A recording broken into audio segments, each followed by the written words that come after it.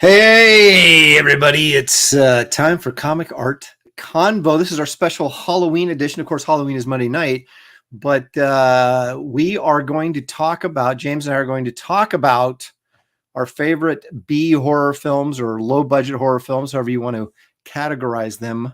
And we have some doozies tonight to talk about, but I can't do it alone. So let me bring in my co-host here, Mr. Sequential Treasures himself. There he is. Oh, ho, ho. Should we call you Jason tonight?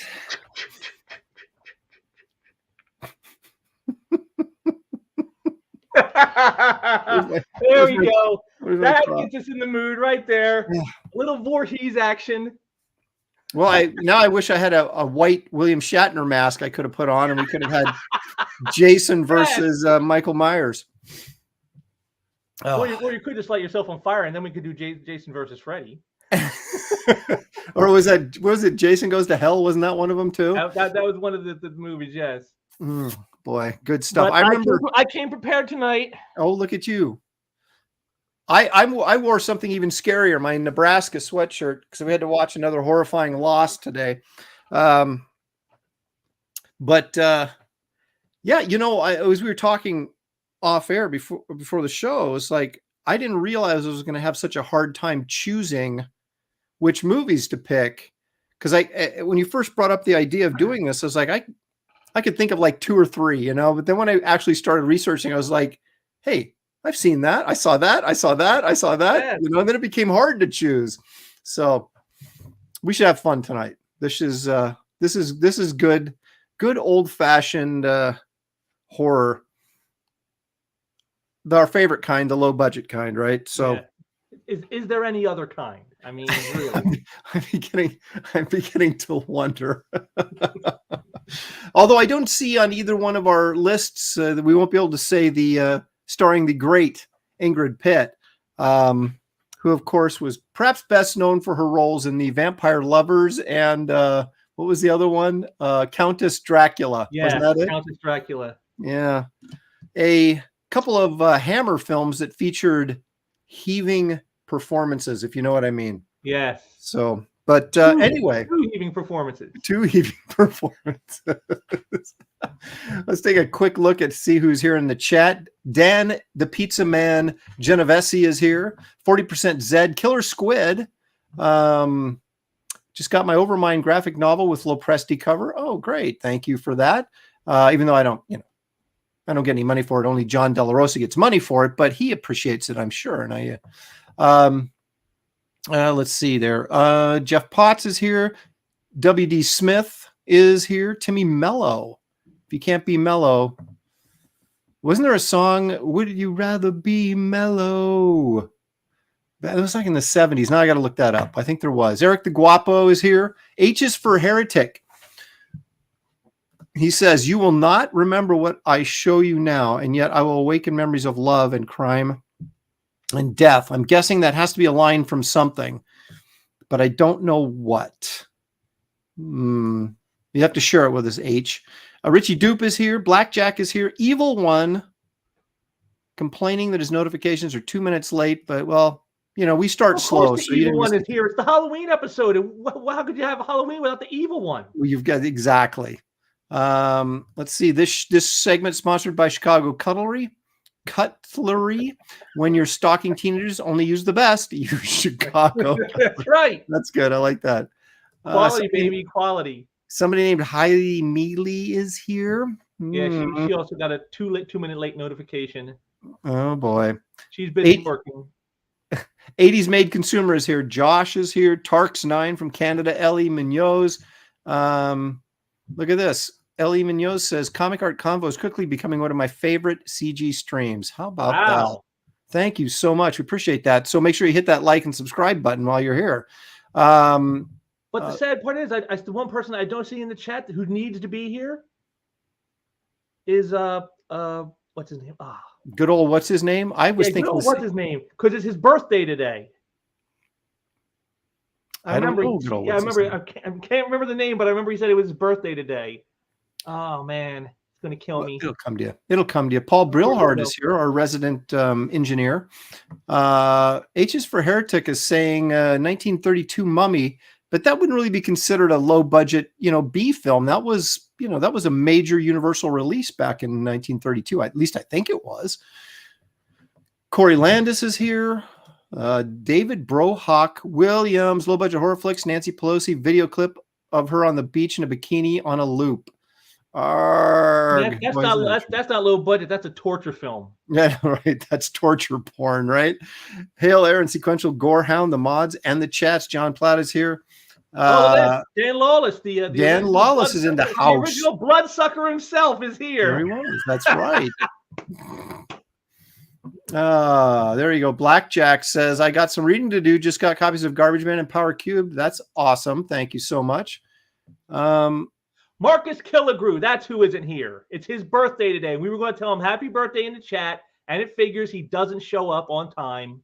Well, he'll probably meander in. It's a Saturday afternoon. Anyway, well, I think we've stalled long enough, James. Before you got we something. Do, you got one something. Of the surprises I've had for this show is I just got it in yesterday from the mail. More graded comic goodness. Oh, yes, boy. I thought I wasn't going to get any more this year, but I got one more. Probably spent some money I shouldn't have spent to get it. But here it is. X Factor 26, Walt Simonson. And Louise Simonson writing. And, of course, the cool thing is 9.6, and here's the reason. If you take it away, see if I can get to fit. There it is. Nope, not that side, this side. X Factor Don's new costumes. There it is. Halloween. What better can you ask for? New costumes for Halloween. Come on. For X Factor gets her new costume. That's awesome. That was the only X book I ever read was X Factor with the Simonsons on it.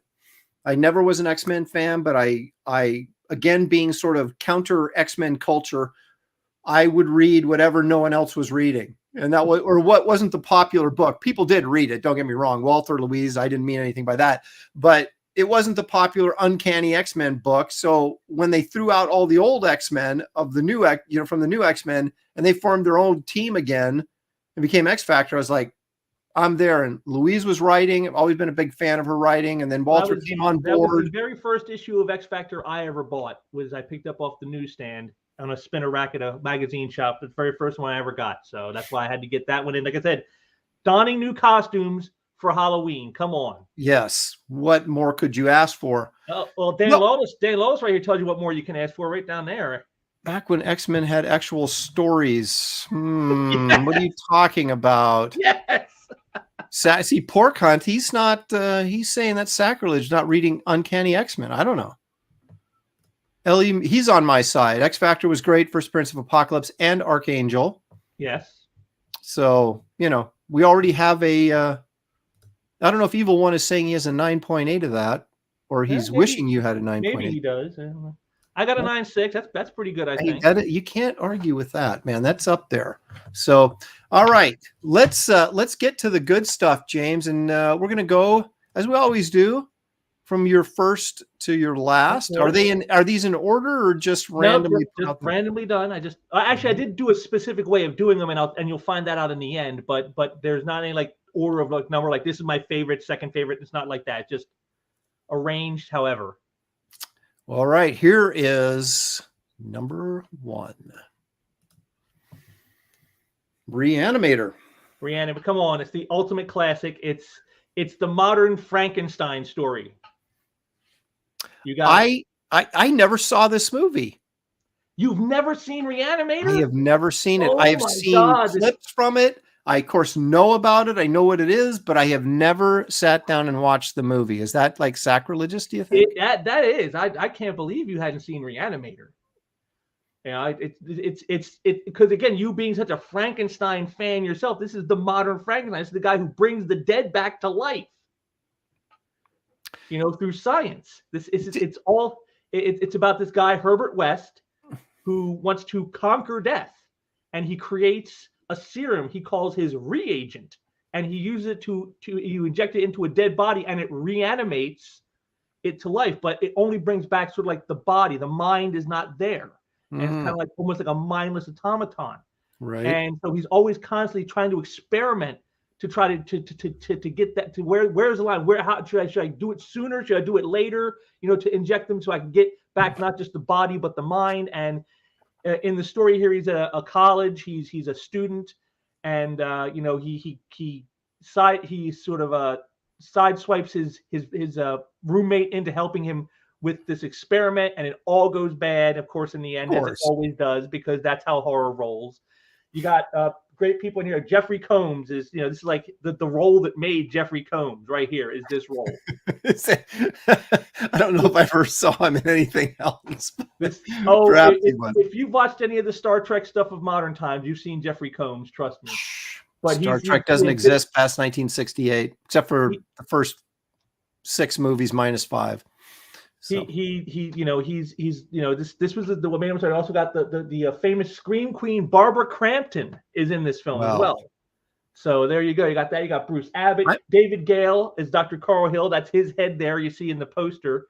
Because what happens is Gale is the guy who's teaching the class that West is in, and the two of them have big animosity between each other. So when he finds out about West's reagent, he wants to steal it for himself, and so West decapitates him to prevent him from doing it, and then says, "Hey, I've never injected parts. Let me see what happens if I do this." And so he reanimates the body and the head separately, and somehow it gives Gale's character the ability to control his body mentally while his head is still alive. It's totally incredible. I love this movie. It's so crazy with just horror and gore and just crazy stuff. He reanimates a dead cat that goes crazy. I'm getting quite a bunch of crap in the chat for not having seen this. Like, they're saying I'm not a real horror fan because I haven't watched this movie. Well, I gotta say, I am surprised that you have not seen this, Aaron. This film was actually, Evil One hits it here, one of Stuart Gordon's best flicks. It's actually his directorial debut is this movie. His very first movie was Re-Animator. But the funny thing is, it's all based off of H.P. Lovecraft, a character he created, Herbert West, the Re-Animator. But Lovecraft did not care for the Re-Animator character. He only wrote the stories because he got paid $5 per installment. That was the only reason he wrote those stories. He didn't care for Re-Animator, and yet this is probably one of the most beloved and well-known H.P. Lovecraft, franchises that there is. Well, it's definitely become a cult classic. I know that over the years. So there must be some value in it. Let's take a quick look at one of the shots you provided with us for the from the movie. There we are. Okay, I know who that guy is. Okay, I'm with you now.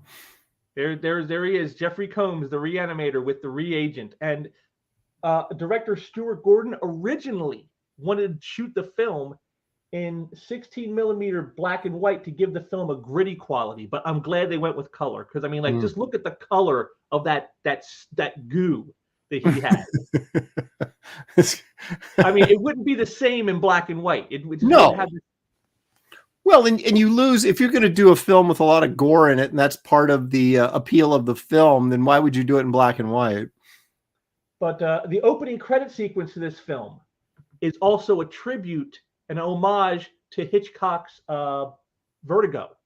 So if you ever watch the opening credit scene, it very much has a feel of the Vertigo one. Because I know you know Vertigo. Yes, that I have seen more than once. This was a visual homage to Saul Bass's work on Vertigo in the credits to this film. So, okay, well, see, now you're intriguing me. And here's another little bit of info for you.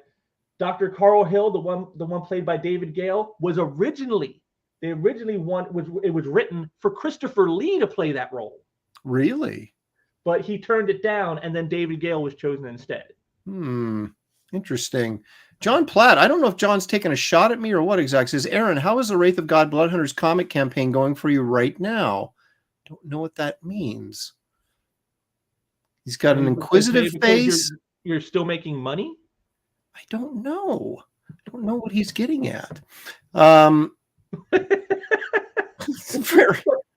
Eric and Boyd, I love it. Precursor to the Coof. There it is. That's right. He's the one that's responsible. It's him. This is where it all started, right here. Again, right here. From 1985. It was a pandemic. It was a pandemic 35 years in the making. Oh, no, wait a minute. Listen to this. Sam Goyer says homage, more like plagiarism. The score is almost identical to Psycho too. Yes, so they're saying they ripped off. Very similar, but they said that, again, this is just what they've said is that the opening credit scene was done as an homage to Vertigo, not plagiarism. Now there is questions about the music. People have complained and said that was more plagiaristic, but see, now I really want to see it. Dr. Fauci, the early years. Here you go. Early years, he's still working. He's still doing it on Beagles. I mean, this is the early years. This is just the beginning. Is all. Oh my goodness. Started. Well, because of the raft of crap I'm taking from the chat and your selling point, I'm feeling like I should watch this now. So you I'll have to put it on my list. Do you remember what year this was, by the way? 85. It was 85. Okay. All right. I do remember when it came out, and it was a thing. And I don't know.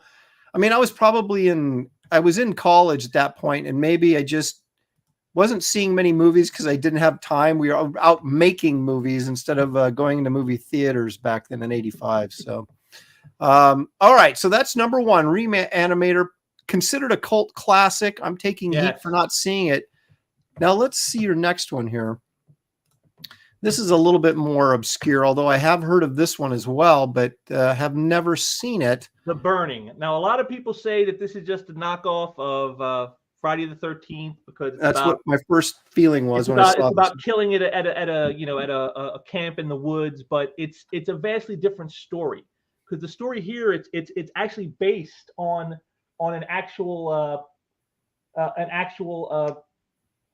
like ghost story, like a campfire tale that came from a summer camp around New Jersey and upstate New York, and that story is still in circulation. They still talk about that story. So this is actually based off of an actual supposed real type of story, a campfire tale. Wait a minute. So it's based on a true depiction of an imaginary story. Yes. So I like how the guy's got hedge clippers. So that apparently is what he uses to. That's the weapon of choice for Cropsy. Yes. Now, does he go around? Does he stab people with them, or just lop their heads off? It's in the story. Cropsy is like basically the maintenance guy of the camp. The guy that cleans everything up. And one year, these kids play a prank on him, and it goes real bad. And Cropsy gets burned up real bad, and everyone thinks he's dead, but he doesn't die. He awakens years later. And then goes out to seek revenge at the camp for what was done to him. And his weapon of choice is the hedge clippers as the maintenance guy. And so I see. Now the burning refers to the burning he took. He took the burning. He was burned, and now he's gonna, make all them suffer. Yes. Because what happens is one of the guys who's now a counselor at the camp years later was one of the kids who was around when the incident occurred. Oh, so he was like a camper, but now he's now he's a counselor. Yes. Mm-hmm. Look at that evil one, Cropsy. See, everyone loves Cropsy. Mm-hmm. Here's some more interesting trivia for you. Tom Savini turned down working on Friday the 13th Part 2 to work on this movie because he felt he could lop off more heads. Well, there is a famous scene in here called the raft scene, and it is like one of the bloodiest things you'll ever see if you watch this film. It's truly horrific in the gore sense. It's just like, oh my God, I can't believe how crazy that was. Where Cropsy just goes on a spree on these kids who are on a raft, and he's just like hacking them up. It's just crazy. Savini, I've never been a huge fan of him because I always looked at him as a low budget makeup artist, which is exactly what he is. But compared to somebody like Rick Baker or Dick Smith or even Rob Bottin, he was kind of like, eh. But he seemed like he did a heck of a lot of these, didn't he? Well, And and here's the thing, Tom Savini's talked about this. Like again, I mentioned how a lot of people say this is a ripoff of Friday the 13th, the original, but it isn't because Tom Savini himself said in a documentary in 2013 that this story was actually written before Friday the 13th was written. well, how about Even that? though Friday the 13th got put out first, chronologically as a film, Mhm. this story was written before the one in Friday the 13th was written. Here's something really horrifying about this movie. Harvey Weinstein. It says on that movie poster says created and produced by Harvey Weinstein. How Yes. about that? Yes. Mm. Also of note, it's the first acting credit ever of Jason Alexander of Seinfeld fame. Good old George No, Costanza. was he like a camp counselor or was he? No, he's supposed to be one of the campers. Oh, is he? He's that young in this? Well, compared to how he looks as we know him now, yes. Yeah. But you look at him then, you're like, yeah, you look a little old to be one of the campers. Maybe you should have been one of the campers. But he has actual hair on his head. It's like crazy. Well, like, oh my God, George Costanza with hair. Hey, if I had hair, I'd look 10 years younger. So I'm gonna. All right, let's take a. Go ahead and show the image. This is from the famous raft scene. This next image he's about to show you. Now, okay, well, I'll let you go ahead and then I'll ask my question. But there it is. There it is. That's right as the raft scene starts. He's got the choppers out. He just goes to town on people with him. It's crazy. The raft scene is just the best scene of the film. Do we see this guy, what he looks like? Is it ever revealed, or is he always kind of in shadow, or is he wearing a mask or something? Shadowed mostly, but again, at the end of the film, you do get a really good look at Cropsey in the end, right before, of course, they got to take him out, of course, because he's the bad guy. Mm-hmm. Never mind that he was actually the victim. When you think about it, he's the victim in all of this. He was the one who was burned, and he's just trying to get revenge for what was done to him, which, how can you blame him? Yeah, but he's taking it out on kids that didn't do it to him. You know what I mean? He's taking it out on the camp and just kids in general because, you're the ones who did this to me. Of course, they try to elude in this. Cropsey's a little woohoo after the incident. Well, I would think so. If he's going around, hacking people up with hedge trimmers, he's probably not all there. Well, funny thing about that is the director, Tom Malum, said that actors had trouble holding up the gardening shears. So in a lot of scenes where Cropsey is killing, he played the killer himself, the director. So that's the director who's doing that scene. It's not the actor who was playing Cropsey. It was the director playing that role because people were it was too heavy for people to be holding them up over their head and stuff like that. So he had to play it in the role. And I think that's another reason why Cropsey stays sort of shadowed through most of the film. How heavy could they have been? I don't know.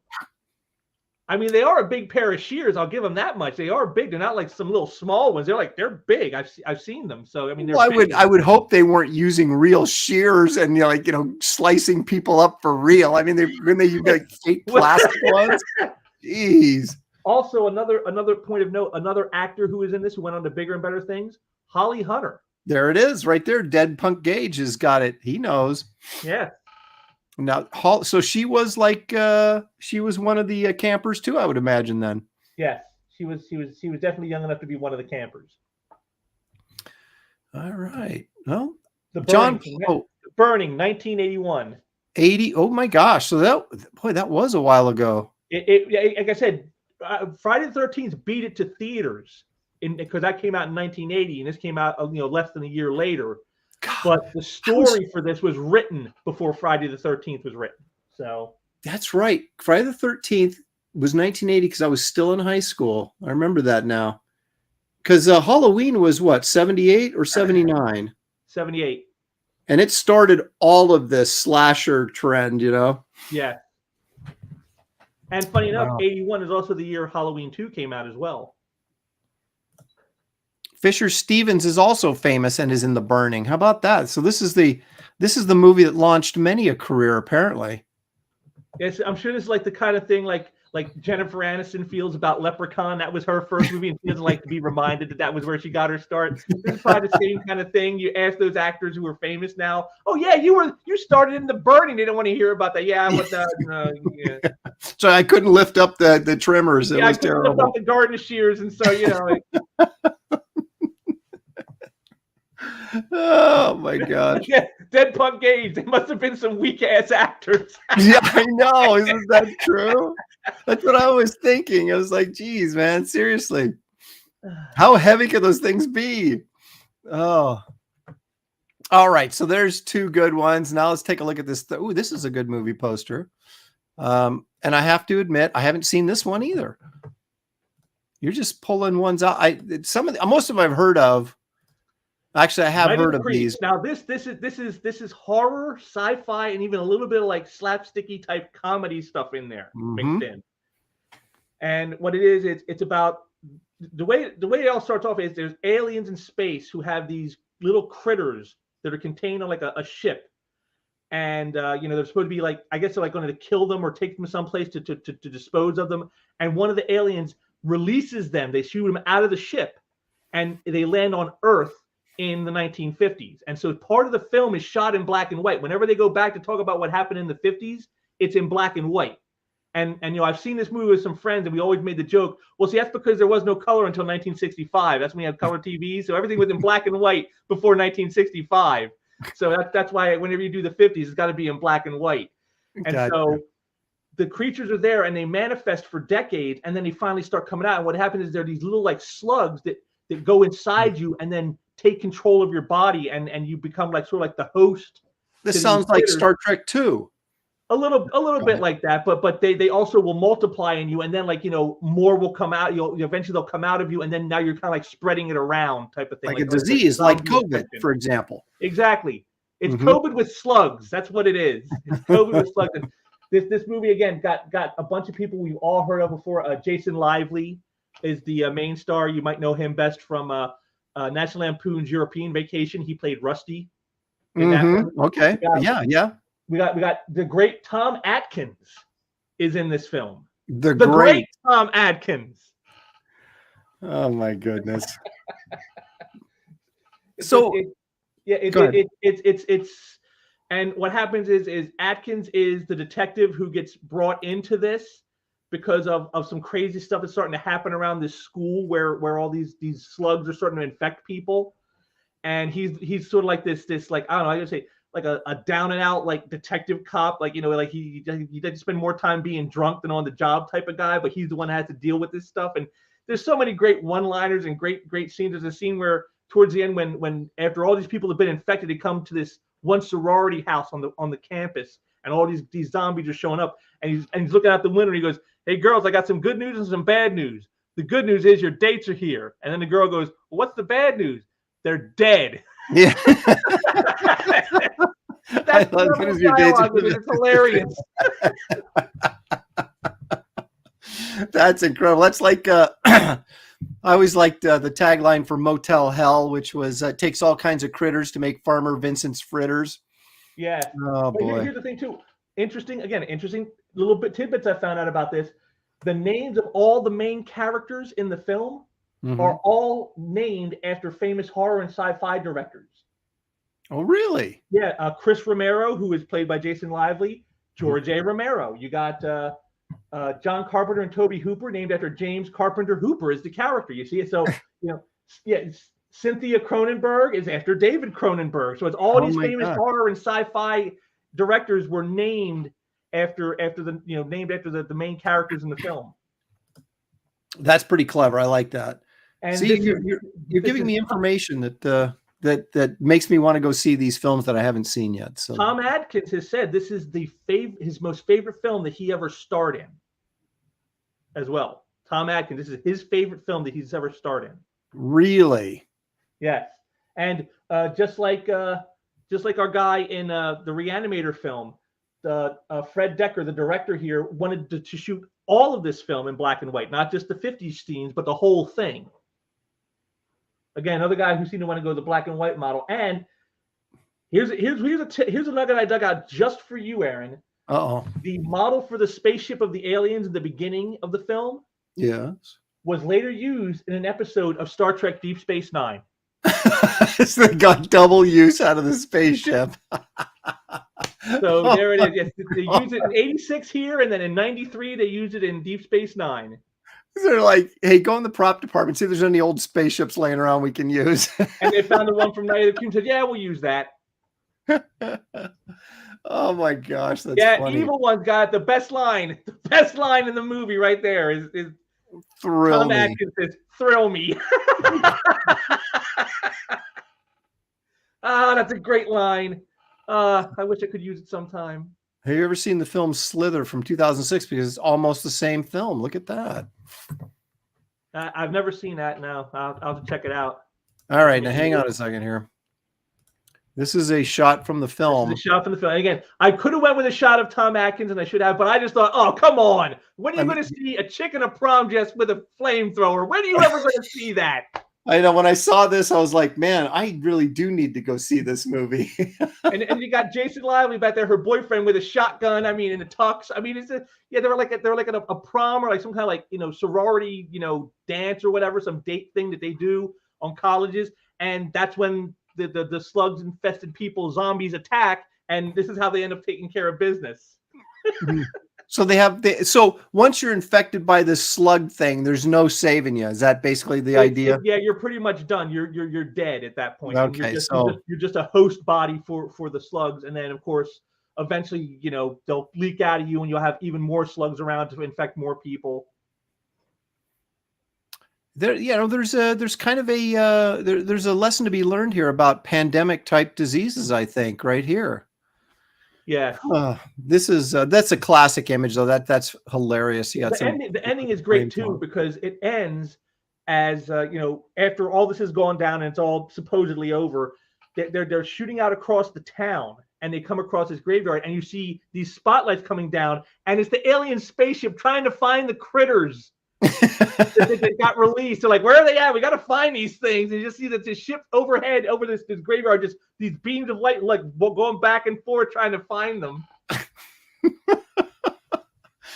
Okay, so it looks like Re-Animator and Night of the Creeps are a couple that I need to check out. But I'd also say The Burning's worth checking out. I mean, if you like the Friday the 13th movies, I think you'll enjoy The Burning. Well, I don't know if I can watch a movie where the actors aren't strong enough to lift up a pair of clippers. So where else are you ever going to see Jason Alexander with hair? Oh my gosh, you know what? That and Holly Hunter, that's young enough. Holly Hunter, very young. Okay, why is this not posting? I'm getting this swirly bird, but it's not. Let me try this again. All right. Computer, don't fail me now.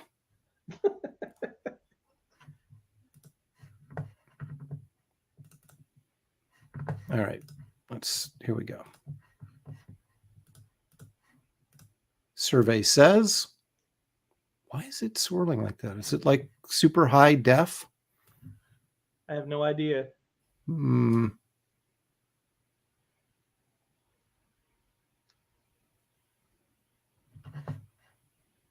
Okay.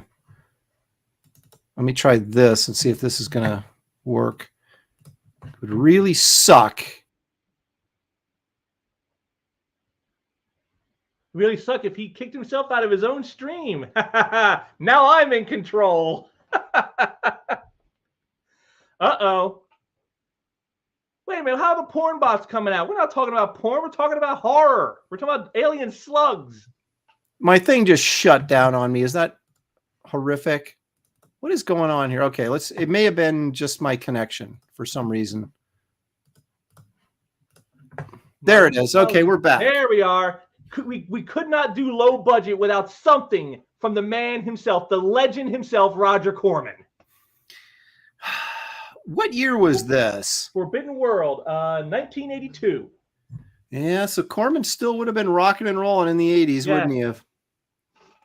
In fact, that horrible Fantastic Four movie was in the early 90s, so Corman was still alive and well. And he's done stuff for decades. I mean, he's never really been away. I don't know. I was just thought of most of his work being in the 60s and 70s. One of the writers of this movie is Jim Wynorski, who is known for doing a lot of low budget movies pardon me, in the horror genre and stuff, such as Slumber Party Massacre 3, which is a favorite of mine of the Slumber Party films. So, it's a lot of guys who, do the low budget stuff on this one. And it basically, a lot of people call this a ripoff of Alien. Well, because it's a Corman film, so it's a ripoff of something. Sam Goyer, good point. Roger Corman movies have better posters than the actual movies, which is usually true.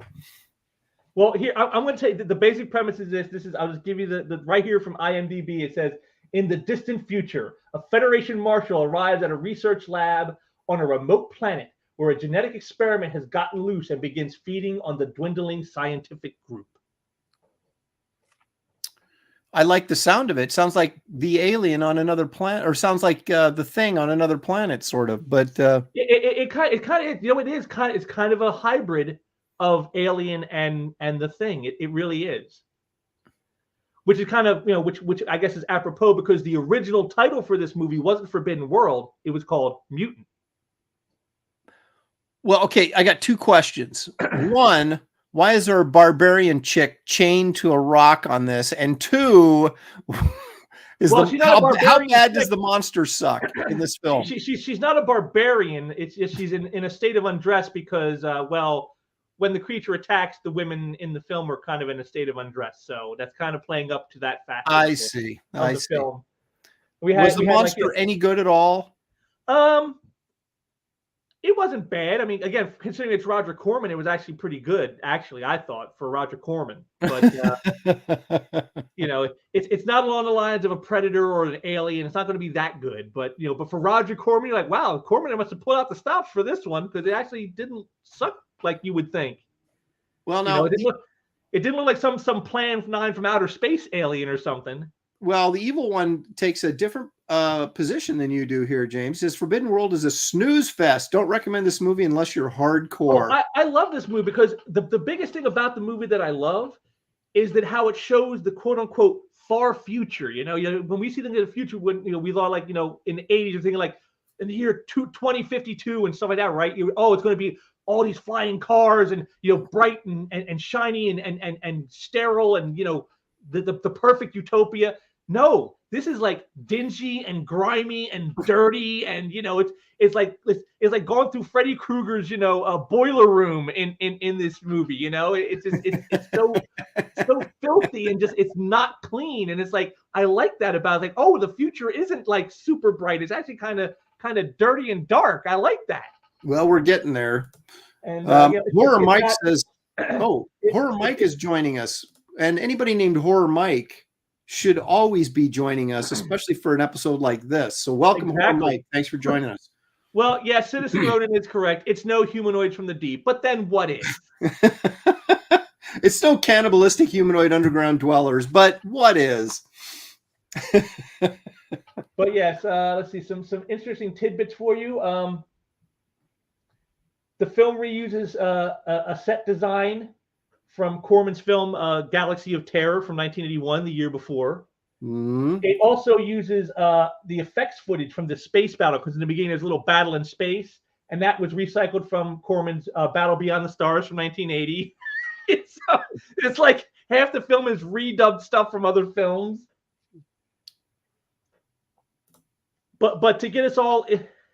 Let me read this real quick. Evil One... For $2, thank you so much, Evil One. It says, "What have you seen? Losing respect for you, Aaron."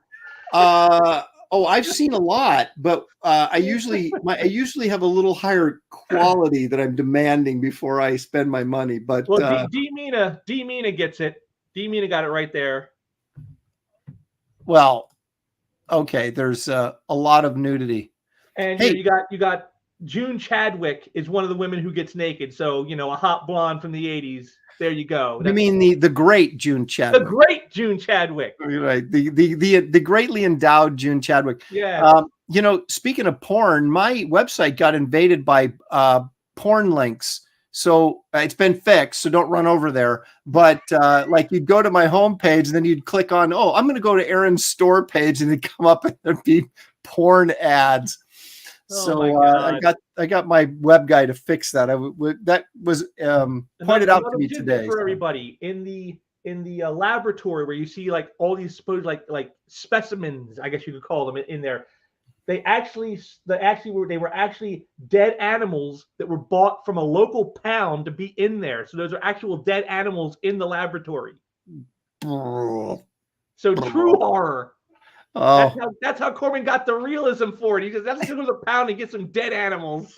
Well, he was thinking, well, let's see, how much will it cost us to hire an animal trainer and drug all these animals? We can just get dead ones. The pound's probably happy for us to take them off their hand. That's right. Oh my God. Well, here's a story I found out about the film that I thought was hilarious. During a screening, Roger Corman actually smacked an audience member on the head for laughing at the film. but when he left the theater, the guy he hit poured a soda all over his head from the balcony. So evidently, Roger Corman took customer service skills from the Aaron Lepresti School of such. What? Oh, see, I'm getting a bad rap. No. I would never smack anybody in the head for laughing at my film. I would probably slink out the side door if people were laughing. All right, what are we looking at here? There's an egg up there on the shelf. This is the beginning of the alien right here. It's in the lab. You can see the window is broken. That's of course how it gets out. And here you got one of my favorite hard asses of the 80s, Michael Bowen, who always played like the bad guys in 80s films. And of course, he's probably best known for most people from the original first volume of Kill Bill. My name is Buck, and I'm here to. That's him. That's Michael Bowen. But yes, here he is. He's checking out the laboratory because there was some damage done, and this is where the alien is at, and it's about to hatch and then take him out. Why is there like a chicken egg sitting up there on that shelf though? No idea. Just because they just thought, well, it'd be cool to have something there. Let's just put an egg there, just for no reason. Maybe Roger Corman had some eggs laying around. So, yeah, we'll just use these. Use these. I was gonna have them for breakfast, but yeah, let's use them here. Evil One for another $2. Thank you, Evil One. I missed out on the adult store.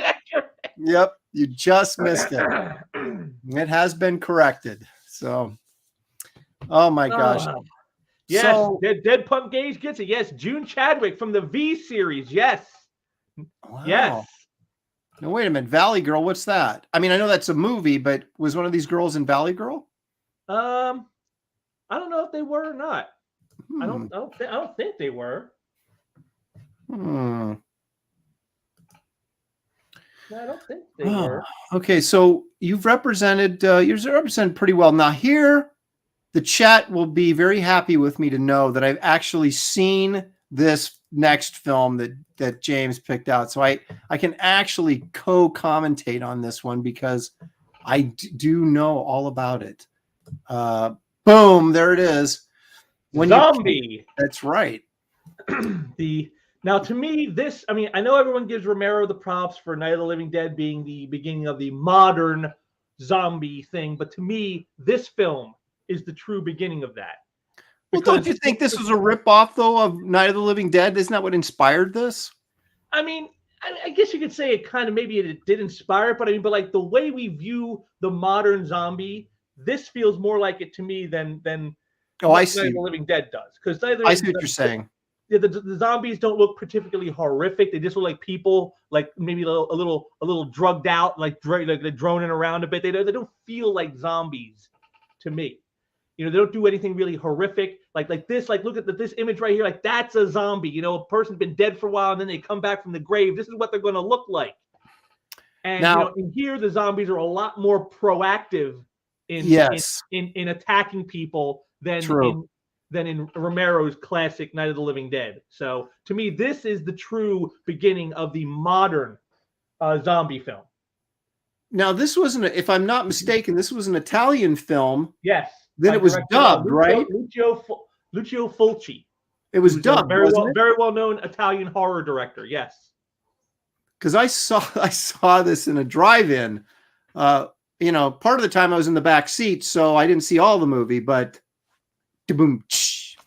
Anyway, So, Well, again, just for anyone who hasn't seen it, the basic synopsis is uh, after a boat comes into New York Harbor with a zombie on it, strangers go searching for a young woman's missing father and arrive at a tropical island where a doctor is desperately seeking the cause and cure of a recent epidemic of the undead.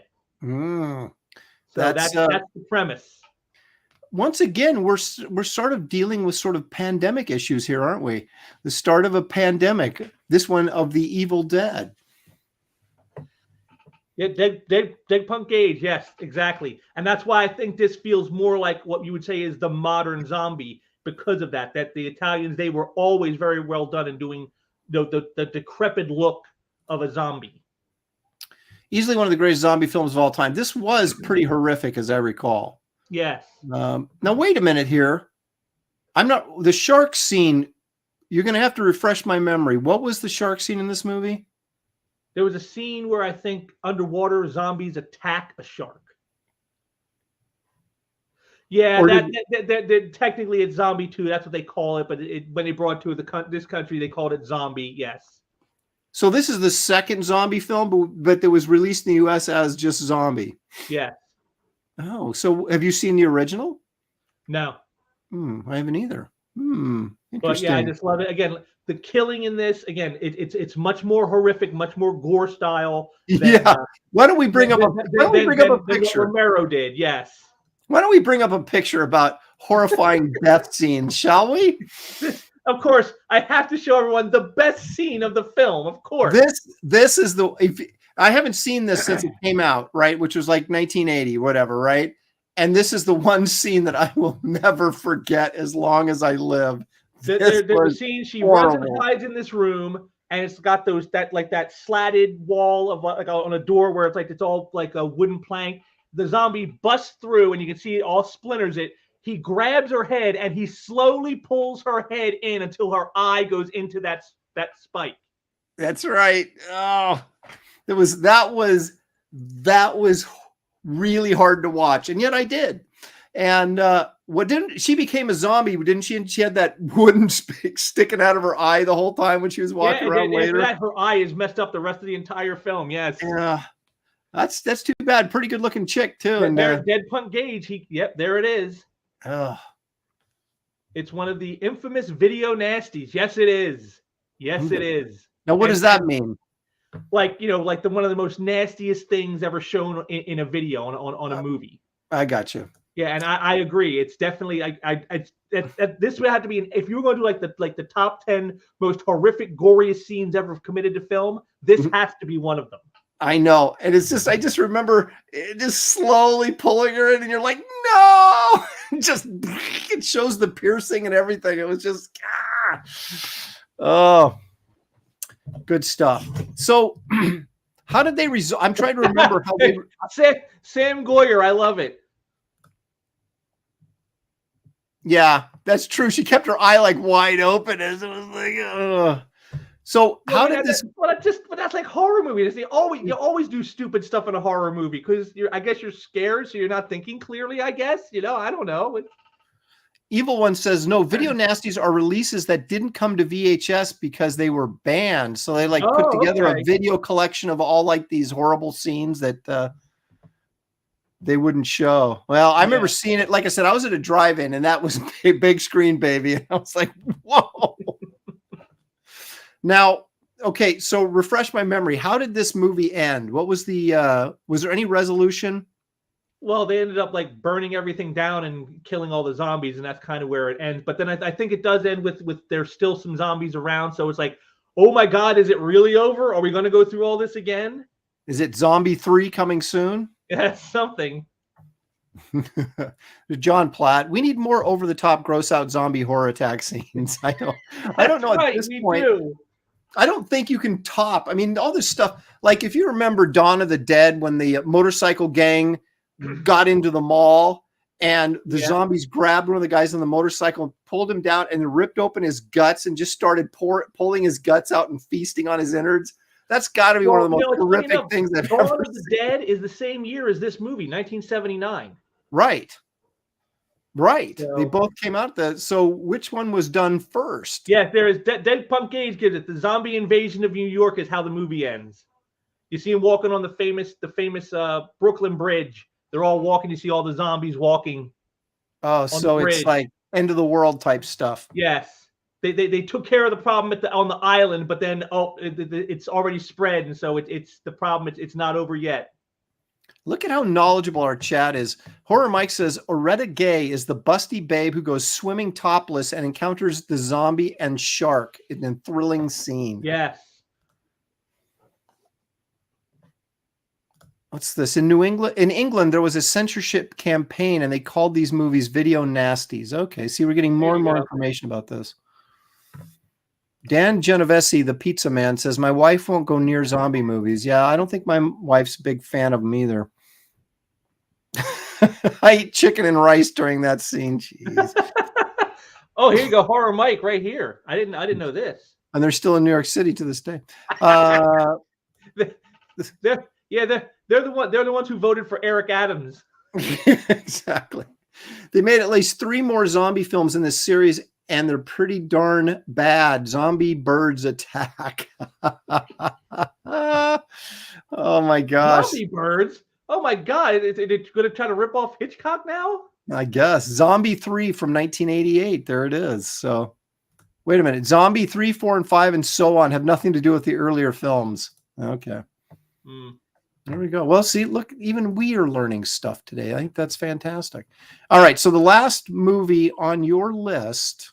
Now, this is a personal favorite of mine. Like of all the ones, if I was going to give a top 5, this is definitely going to be on it because it's one of my all-time favorite personal ones. All right, Frightmare. Tell us about this, James. Now, originally, the movie was titled The Horror Star because it's about this guy played by the great Ferdinand Main, and he's a horror actor who's past his prime because when it opens, he's filming a commercial, and he's getting ragged on by the director, and he ends up killing the director, but never getting caught for it, of course. And he's like an over the hill, horror star, and he goes to this event where this group of kids who are like the horror film student society of whatever college they're at or whatever.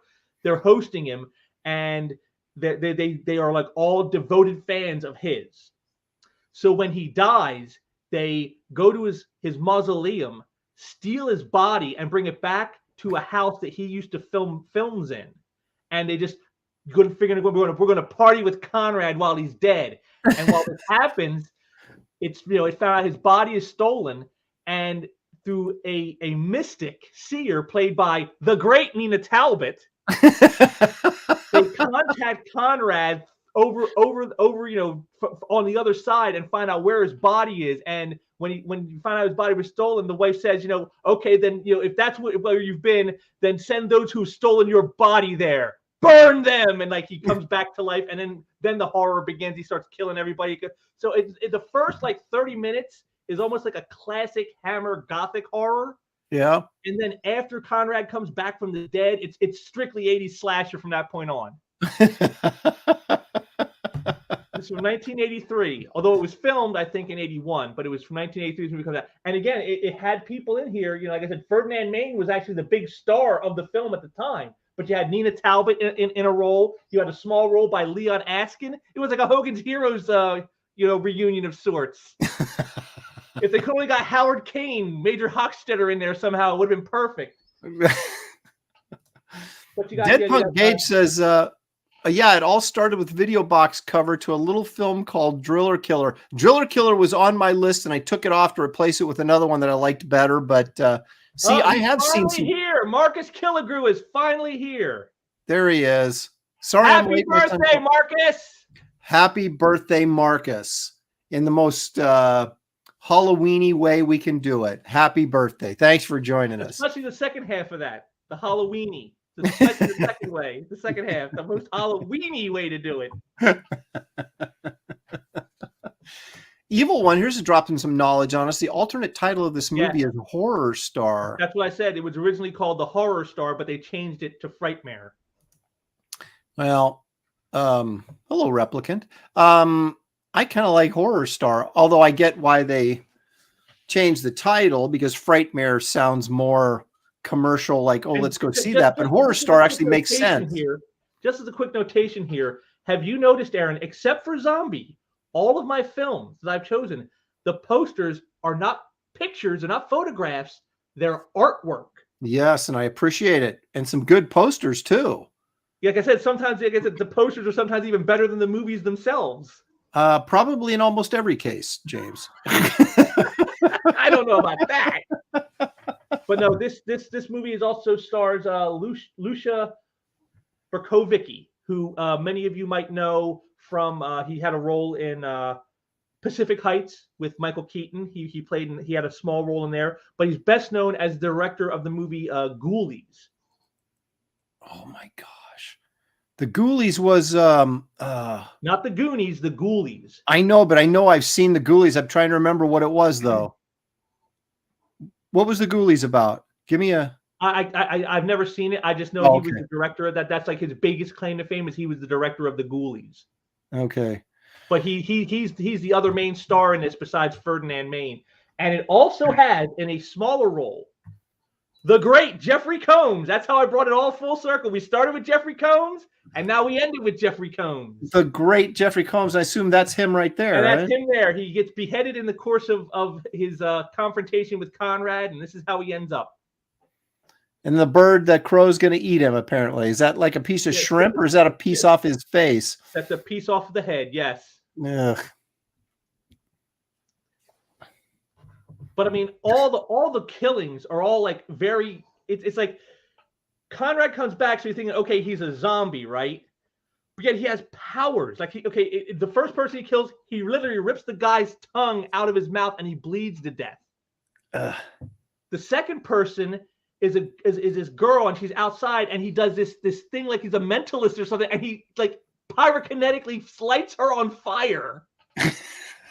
He's like, where did he get psychokinetic powers from? What is this? He's using the Force. It doesn't matter. You know, another one. Another girl gets killed inside the house. He used his mental powers to levitate his coffin and slammed her in the head until it crushed her skull. I mean, it just. And then of course, but then with Jeffrey Combs, Jeffrey Combs sees him coming and he's like slowly backing away, and then on the wall there's a sword, and he kind of just reaches over, grabs the sword, and cuts his head off. It's like, wait a minute, you could just mentally burned him. What are you doing using a sword? What? Oh my gosh! Well, See, this is quality. What you're describing. It is so crazy. It makes no sense. You're not sure of the time because how many days go by in this? Because they found out the body was stolen, but how many days has gone by before they figured it out? How long are this kid hanging out with his dead body? They're hiding out after the police start sniffing around, so even more time is going by. So like they got this dead body for like a week. What's going on? It's so many questions, but you never ask them. You just watch the film and you're just like enthralled in the zaniness of this crazy story. Now, Dead Punk Gage says it's like a cross between the Vincent Price film Madhouse and Bob Clark's Children Shouldn't Play with Dead thing. Of course, Bob Clark's is famous for Porky's.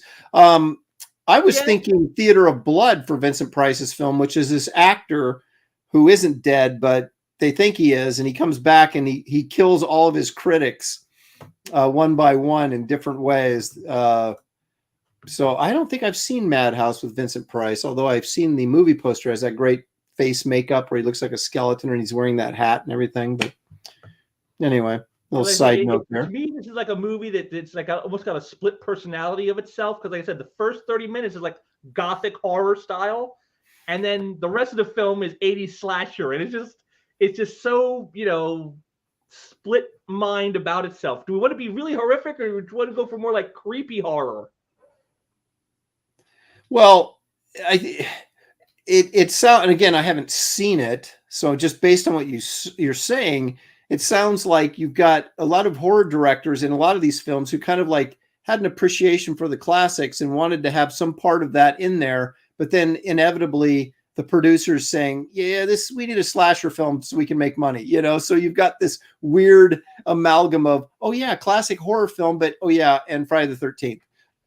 Well, I mean, but again, really, the star of this, even though he doesn't do a lot of speaking through most of the film, is Ferdinand Maine. Because what happens is after he dies, he gives his own eulogy at his funeral with this big screen of like pre-recorded tape of him, and so that's how egocentric this guy is no one's going to eulogize me but me, and it's just so awesome how he does that. And then the very end of the film is like another clip of him on there, and he's like, hell, it's not as bad as you think.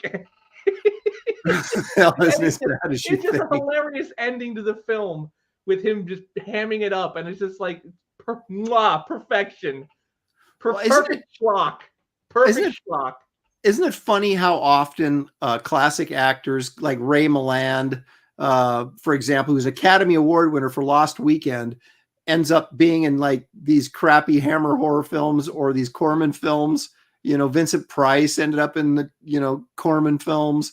It's even, oh my gosh, I can't think of it. The guy in, I talked about Motel Hell earlier, Rory Calhoun. Rory Calhoun Was in, you know, Motel Hell. So I think that's what happens with old, you've got your young Jennifer Aniston's first role, Holly Hunter's first role, then you got these legendary actors doing their last roles. I think this is on like the second or third role that Jeffrey Combs ever played. So this is like very early in his career. It's like very start of Jeffrey Combs' career right here. Horror Mike even hits it. Combs manages to save any film as long as he stays alive in it. Oh my gosh. Yeah, see, look, I remember Motel Hell. Crappy Hammer horror films? How dare you, sir? I'm pissing off a lot of people in the chat today with my lack of knowledge of B horror films and my cavalier comments about their quality. So, well, that's quite a lineup, James, that you've got there. But again, pretty much all 80 centric as well, too, because that's the other thing. You guys have to understand, I'm like 10 years older than James, so it's kind of like, or more. So all of my horror films are from the 70s, and I wasn't really watching this stuff in the 80s. So that's my, you know, my caveat to this. But now let's take a look at some of the weirdo B horror films that I frequented in the 70s. And we'll start with Phantasm. One of the freaking weirdest. Beware the Ball. And then, of course, with Phantasm 2, the ball is back. That's right. The man with the ball is back. So this guy was called the, what was he called? Not the tall man. He was, the tall man. The tall man. Right. So, okay. So get a load of this premise, will you? So the premise is this guy, this undertaker, the tall man, works in this, you know, graveyard and this mausoleum, and, you know, and he's from another planet. And so they have this dimensional portal in there that he came to Earth, and he's killing these people, turning them into little gnome-like zombies to use as slave labor back on his home planet. Oh my God. It's the craziest, most absurd. They look like Jawas. They were Jawas before they were, well, actually, I guess this was after Star Wars, so maybe they were ripping off Jawas. I don't know. Well, actually, no, it wasn't, because it was, did they have Jawas in the first one? Yeah, I guess they did. Yeah. That's where we met the Jawas, was in the first right. film. Yeah, right. So these guys look like little Jawas, and and so I'm not sure how he killed the people and then turned them into Jawas and then sent them through the portal, you know, to mine coal or something. I mean, I have no idea. It's the weirdest freaking movie. And then he had this like ball that he would just like, it would people were running from it. And it would zoom, you know, around, and you get the POV of the ball coming after somebody. And then it would like stick to their head, drill into their forehead, and then blood would start pumping out like, oh my gosh. Dead Punk Age has you. Jebediah Morningside is AKA the tall man. Wait a minute, where are we at? Who has it? Oh, there it is. Yes. Jebediah Morningside, aka the tall man. That's right. He was a creepy looking dude. What was his name? He's Angus Scrim.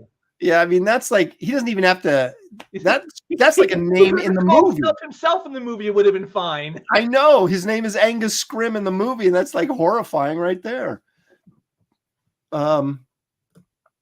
Citizen Ronan says this movie always felt like it had grand ambitions, but it just couldn't get there. I know. Well, I think he said about pretty much every B movie ever made. They all had grand ambitions. It just didn't get there. It never quite got there. But it was. I remember going to see this, and we saw the trailers for it and stuff. We're like, oh my gosh, this looks cool and horrifying. Let's go see it. And then you go and see it, and you're just like, you don't know what you're watching. You know, even as a 14-year-old, I was like, what is this? You know, it's like I was trying to enjoy it, but it was so bizarre and weird and made no sense to me that I couldn't. I guess we did kind of like the horror aspect of it, but it just, when the Jawas showed up, it got really kind of goofy for me. But I still fondly remember it. And then, of course, they did Phantasm 2. Like we said, the ball is back. Well, Santiago Pellegros says right there, I've always found better the sequel. I didn't see the sequel because I thought this was so nuts that I wasn't going to waste my time with it. But yeah, I want to say I don't know what year this was. I know it had to have been the 70s, because I know I don't even think I was driving yet when we saw this. So I went through this period where I was like 13, 14, 15, where I saw just some of the most heinous stuff in the world, you know. How we were getting into R-rated movies when I was 14, I have no idea, but we spent quite a bit of time watching them. The tall man creatures are peculiar insects that form out of the tall man's removed body parts. I assume you're talking about the second movie, because I don't remember that from the first one. Coscarelli, who's the director, is a hell of a horror filmmaker. I highly recommend his Masters of Horror segments. And John dies at the end. Okay. Now, Masters of Horror, wasn't that something that was on Showtime? Or yeah, I think it was. Yeah, because I remember John Landis's kid. Well, here's Dead Punk Gage again with some more interesting insight. Excuse me. I will say this about Phantasm. At least it was different, surrounded by a sea of everyone trying to do. That's true. Halloween and Friday the 13th. There was so much imitation and ripoffs of those movies that this was a different sort of original concept. It was just really weird. He says 1979, so I would have been 15. So Max Landis, there he is. Yeah, so I remember Max Landis coming up to me. Maybe I should save that for a con story. Okay, I'll save that for a con story. Since it's horror related, sort of. All right, so that's my first one. Now we're going to go back a ways to an actual black and white film. But I remember this as a kid, and everybody talks about Them, which is the giant ant film, right? That everybody says, oh, it's the greatest giant insect movie of all time. This movie I saw as a kid and loved it. I thought now, granted, if you go back and look at the effects, the giant tarantula walking around the desert, it wasn't great. But I thought at the time, as a kid, I thought, hey, that looks pretty good. But they basically just took a giant tarantula and then, did an optical effect where they. I find it interesting you have this one, because I would have thought if you'd have chosen one like this, you'd have went for Kingdom of the Spiders, featuring the great William Shatner. Again, with Kingdom of Spiders, I've only seen snippets of it. I have not sat through the whole. You've never seen the whole film? Oh my God. It's the stuff I've seen though is classic Shatner, and I do. It's like reading comics. I've got a stack of comics that I want to read. I got a bunch of movies that I'm like, I got to go watch that someday. And I just have never got around to it. But this had John Agar, Lee J. Carroll, Leo G. Carroll, who made his rounds through these kind of cheap B horror films in the the late 40s and early 50s, even into the 60s. And I want to say he was the scientist on this, but they were doing like growth, hormone, experiments on these animals and stuff. And he got his face all mutated. So I don't know if he got exposed to something or if he experimented on himself. I can't remember exactly, but it was like, I remember the scene where there was a tarantula in there and and there was other animals that were getting big, you know, and they just like superimposed like a cat, so it looked bigger, kind of stuff. But then the something happened in the lab. I'm trying to remember now, but it broke the case so the tarantula could get out. And then we kind of see the open window and the broken tarantula case. Yep. And the next we see is him crawling around the desert, climbing over hills and stuff. And I don't know. I thought it was pretty effective when I was a kid. The only thing I can say is looking at that poster there. What is that tarantula doing to that woman? I mean, look where his mouth is, and look where it's fleshing. And, hey now, sure this is a horror film. I mean, I don't. Hey now, I don't bear any responsibility for that kind of craziness. But directed by Jack Arnold, who you may know directed Creature from the Black Lagoon. So maybe this is as good as I remember it. But for a giant bug movie, and I'm not not keen on spiders, I have to admit, but this one, I enjoyed this actually quite a bit. So Evil One bringing you down a little bit. Has there ever been any big bug movies lately that have been successful? I don't think people fall for that stuff anymore. No, they don't. But it was a fad, man, in the 50s.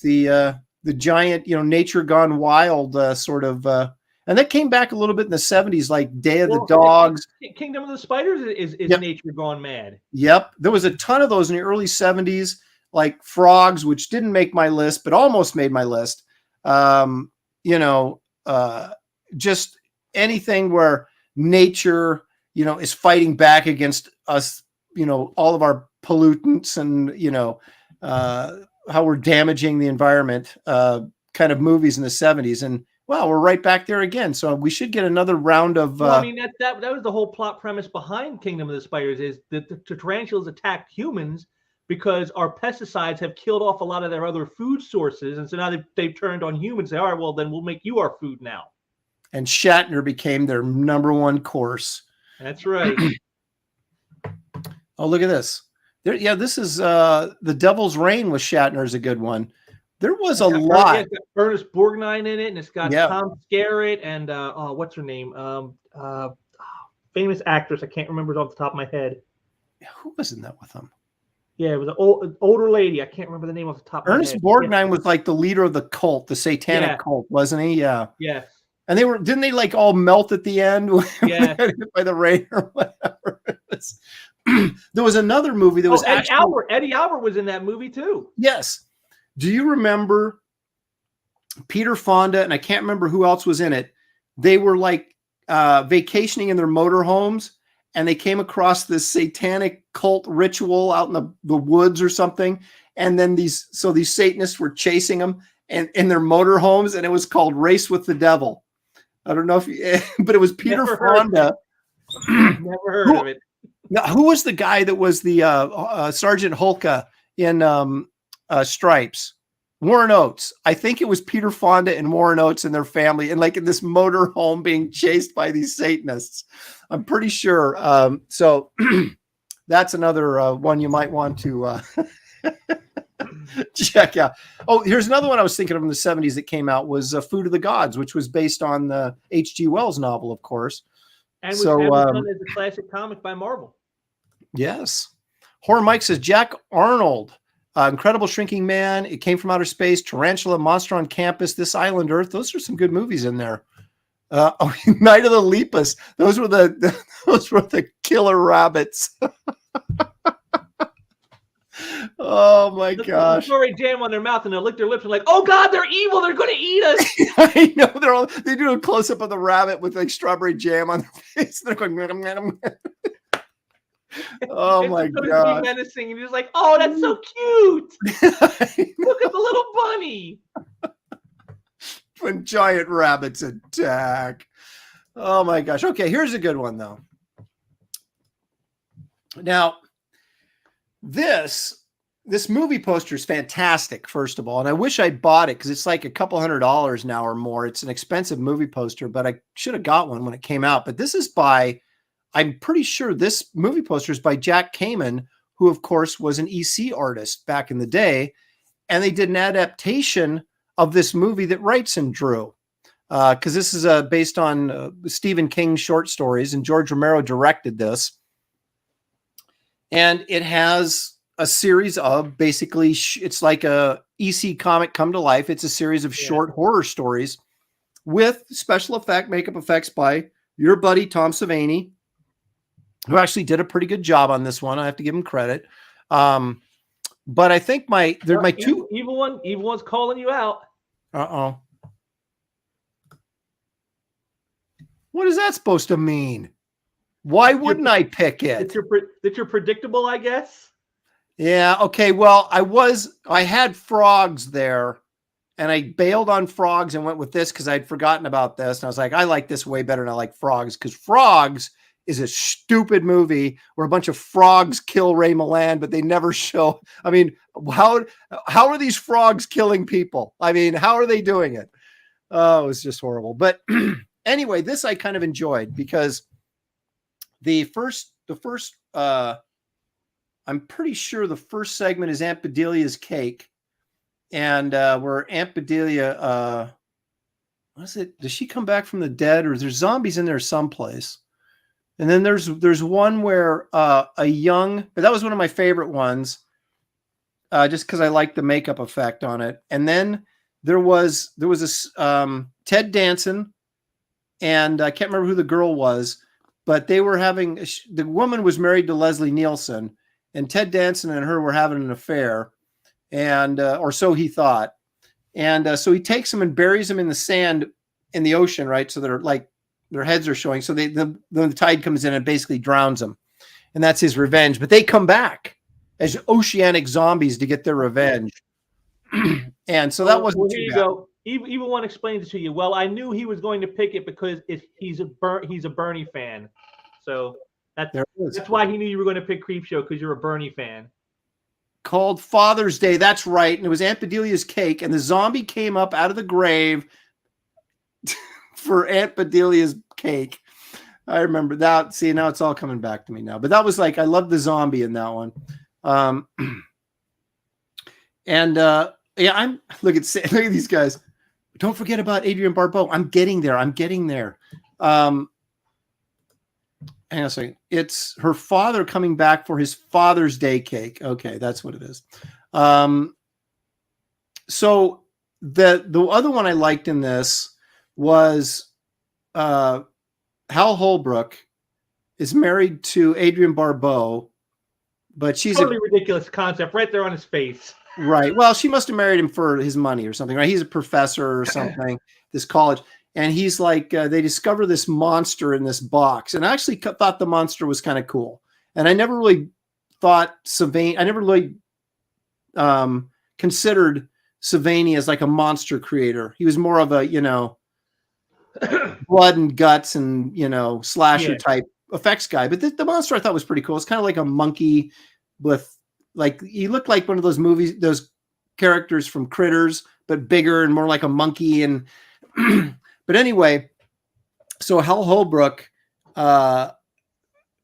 he brings his wife in so that this, basically, long story short, to make the monster eat his wife so he can kill her and get rid of her, because he's such a biatch and he can't stand her anymore.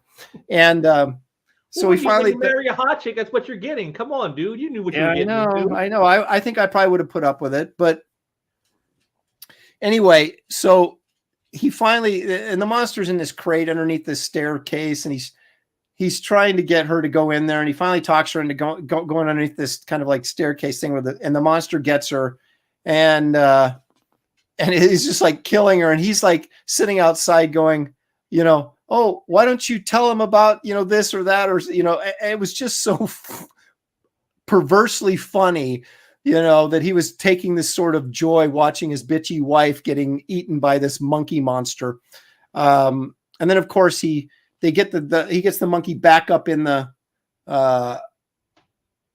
this little chest that he's been keeping it in, and locks it in, dumps it in a drink. And then of course at the end we see the eyes of the monster, kind of peering out from the crate, giving us the idea that, oh, he's going to come back. And then, of course, the last one was E.G. Marshall and the Cockroaches, which is, not my favorite. But I like the ones with the monsters in it.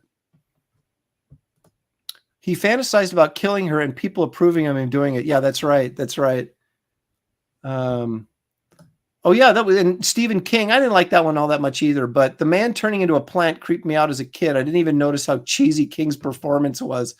Yeah, it was like it was some alien thing. It got on him, on his skin. He was like Jordy Verrill. That was his name. Jordy Verrill, you lunkhead.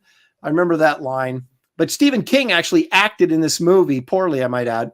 And he played this hick that this meteor crashed near his house out in the country, and he went and messed around with it and got this gunk on him, and it started turning him into like this grass monster, like swamp thing. But it was just like a guy covered with grass is what it looked like. And then he takes a shotgun and blows his head off at the end because he, And then what else a can bunch he of do? college kids show up to cut him up and smoke him. Yeah, exactly. But anyway, so I liked like 3 of the stories in there, and the other 2 are like, yeah. But if you're getting like a anthology like that, if you get 3 out of the 5 are pretty good, you feel like you did okay. And a great movie poster too. Okay, now here we go. This one I totally forgot that I saw it, and then when I saw the movie poster, I was like, I'm going to put this one on the list.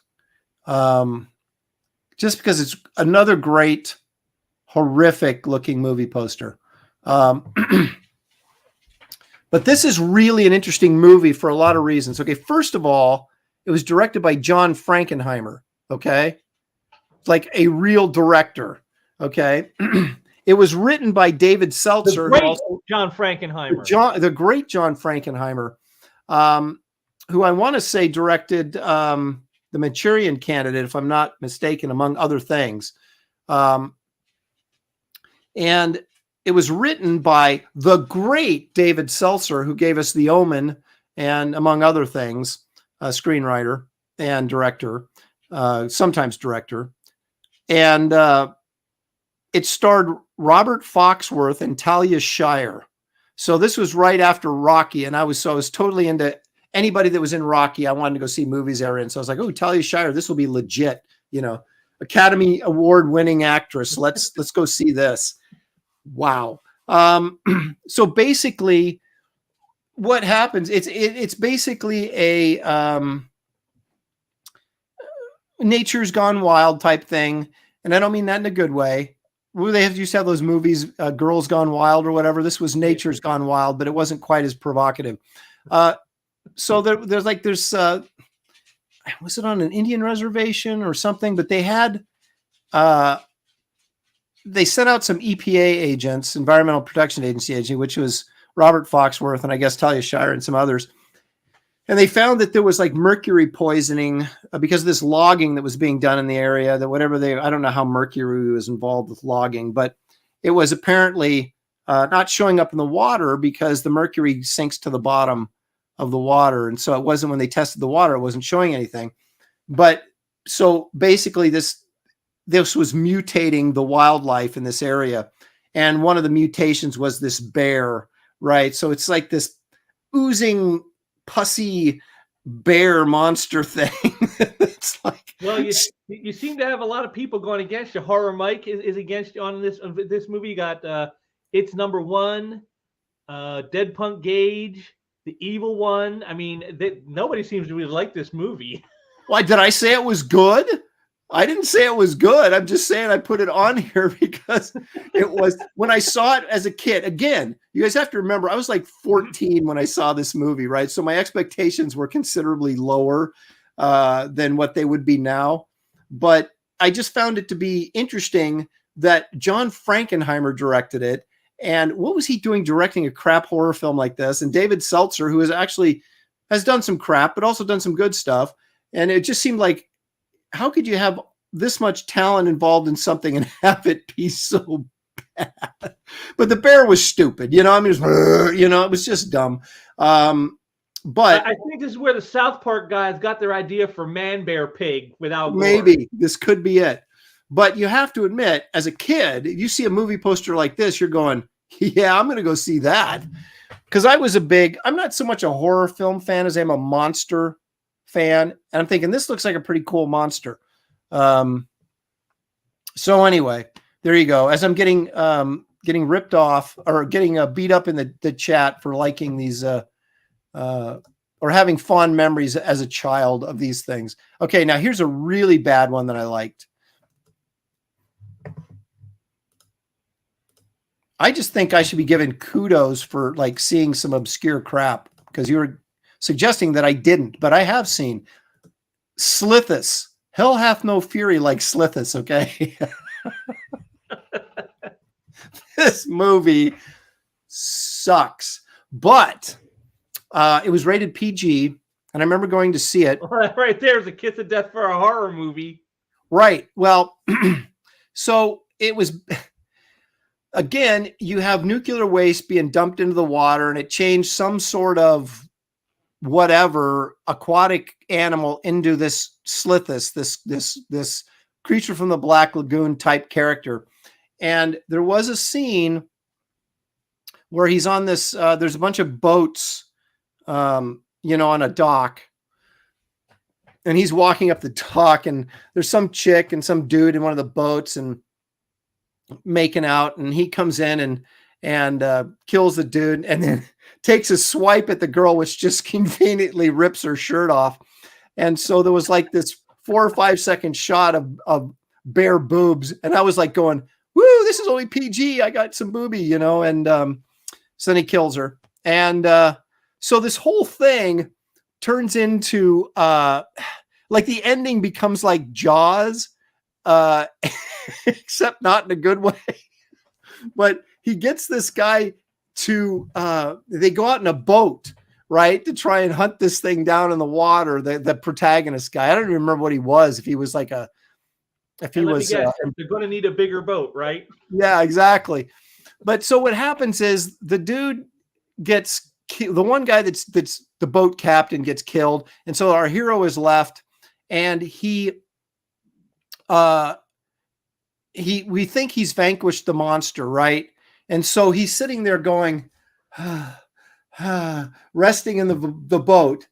And then the film breaks when I went and saw it at the theater, right? The film broke. And I'm like, well, wait a minute, what happened? And I thought that was the ending of the film, right? And I was like, I was enraged. I was going to write the studio and go, how could you take my money and end the film like this? Because I couldn't figure out what was going on, why the movie just ended. Well, it wasn't until years later that I went back and was able to see the end of the film.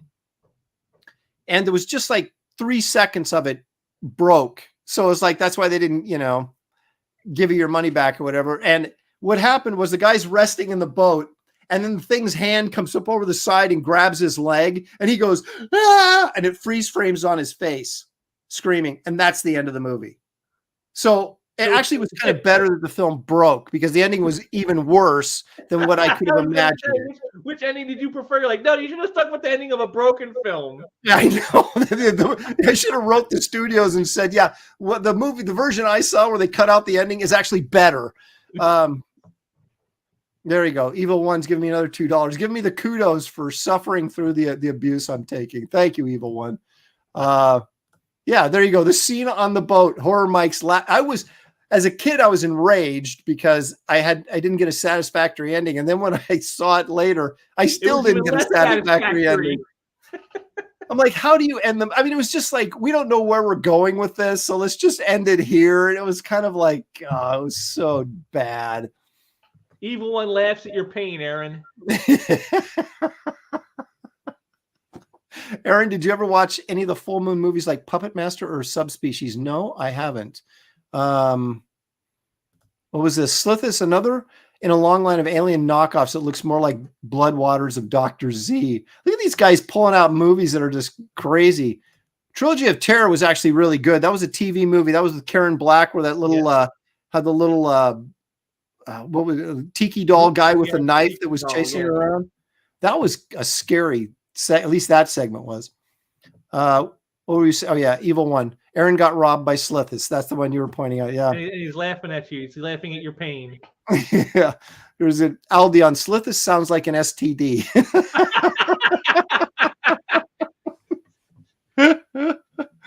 Oh, Only if you lay down with the Kamala Harris. Yeah, exactly. That's where The you get Citizen Rowan Slithus. says they probably ran out of money, which is probably, well, you got to end this thing, man. We don't have any more money. All right, just freeze frame on his face and we'll call it the end. Horror Mike says Slithus is on Tubi if anyone is interested. So there you go.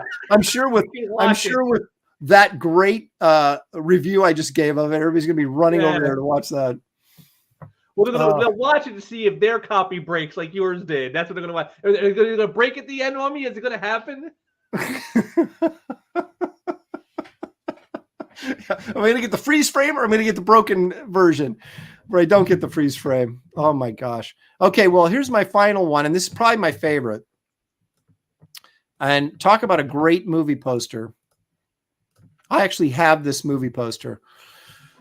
And I have to trick Shelly into getting it up on the wall because we have our family room is basically our movie room, right? I've got a bunch of old cameras and stuff that I collect. And then I've got movie posters. That's all that's hanging in the family room.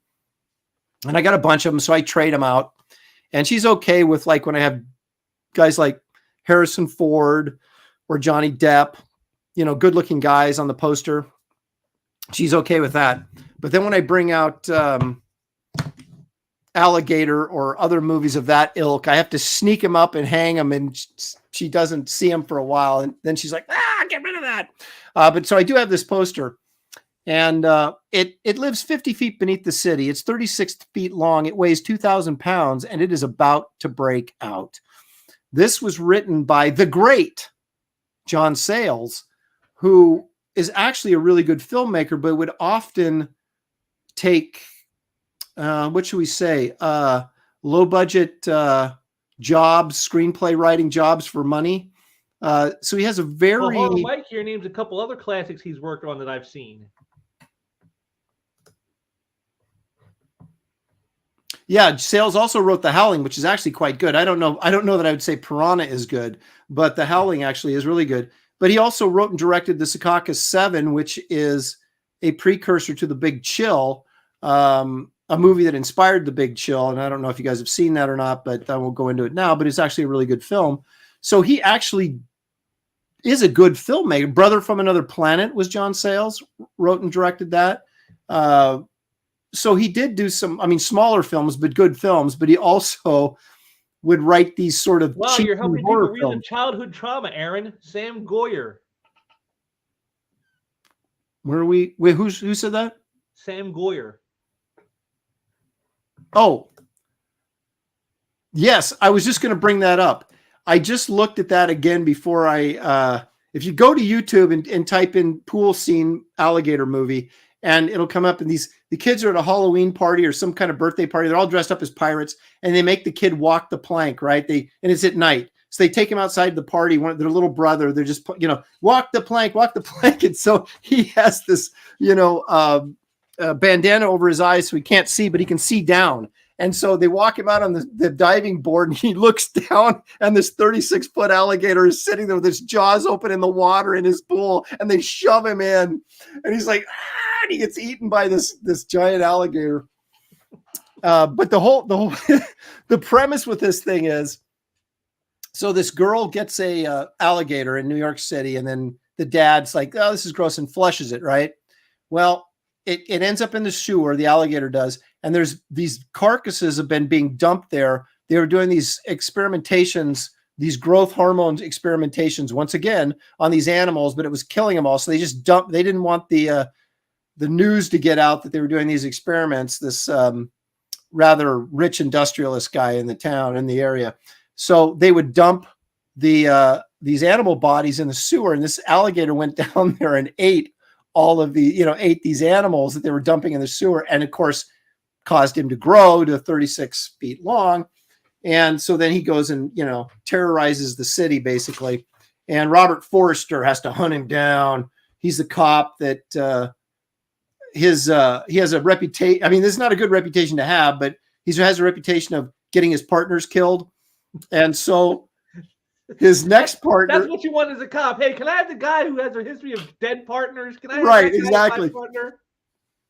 And so they his new partner gets killed by this alligator, and of course there's no evidence, right? There's no body or anything. So he gets suspended from the force for the mysterious disappearance of his partner yet again.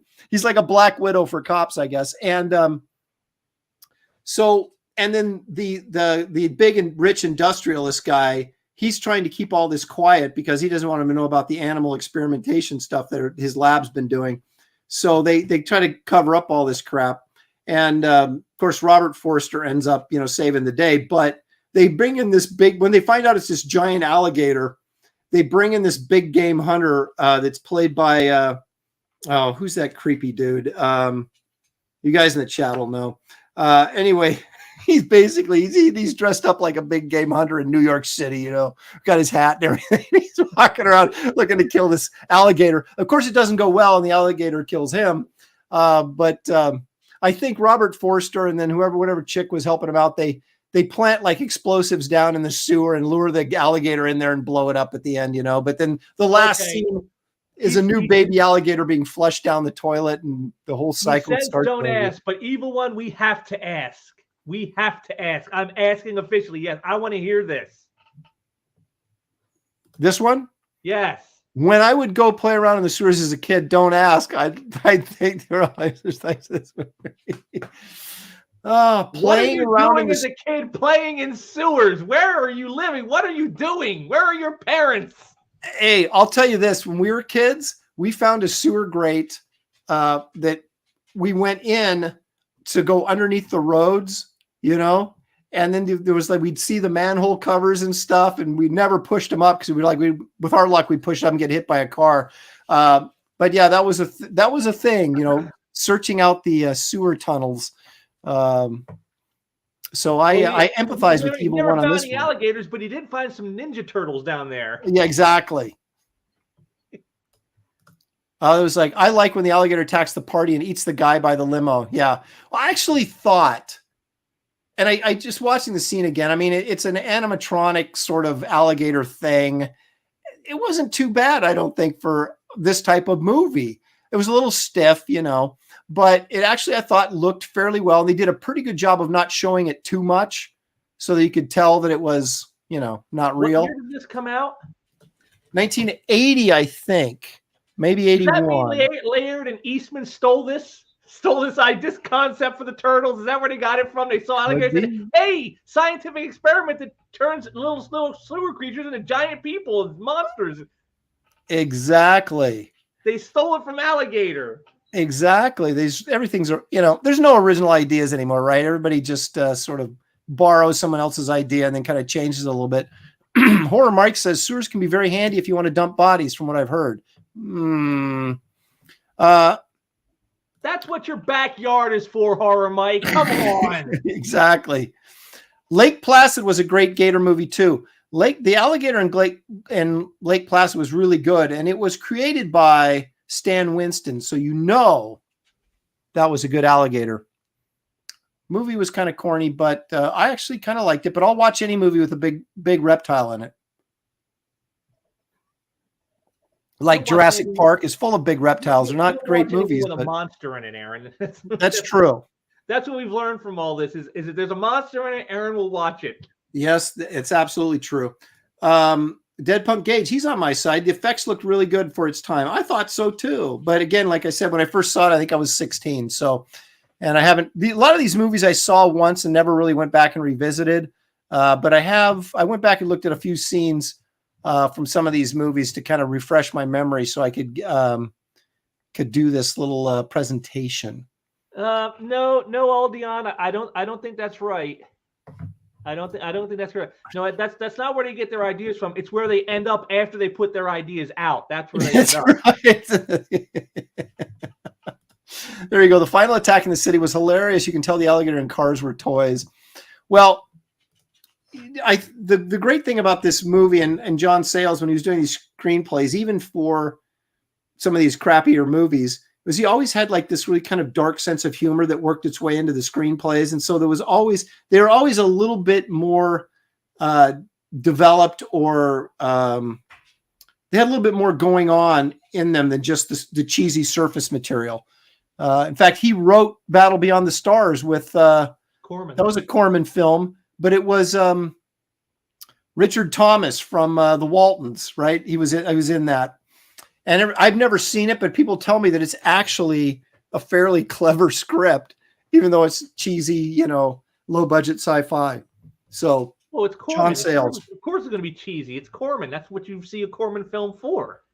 But you don't expect to see like a decent screenplay in one of those films, but apparently that was. So, well, I mean, it's just like when we did our non-horror movies, and I said that Jonathan Demme worked on Fly Me. It's like, Jonathan Demme working on this? I know, it's crazy, or what's his face from Lord of the Rings, Peter Jackson doing Meet the Feebles.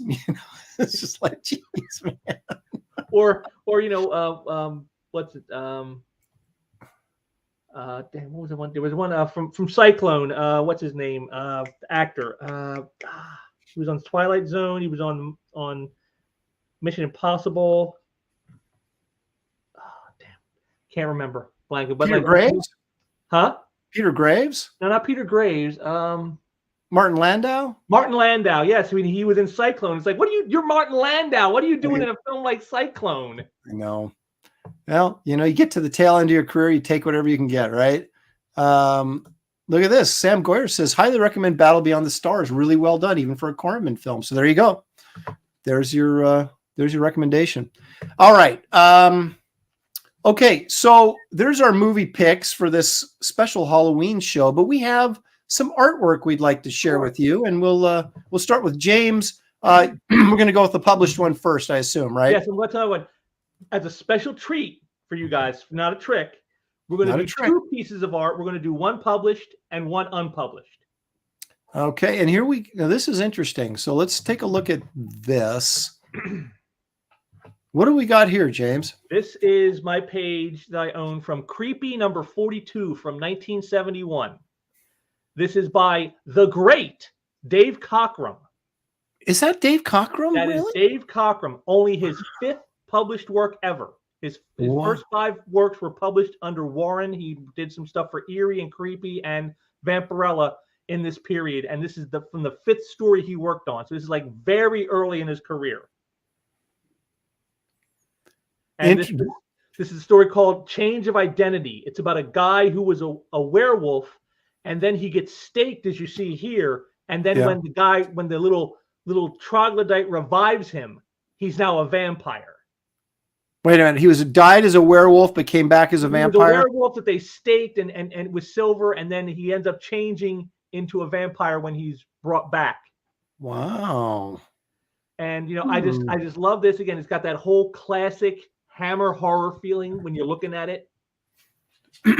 and if you can tell here, like in the 5th panel and the 6th panel here, especially the close-up of the hand and the one of him getting up off the ground, right, that peppery shading is just so soft and subtle, but yet it stands out so well.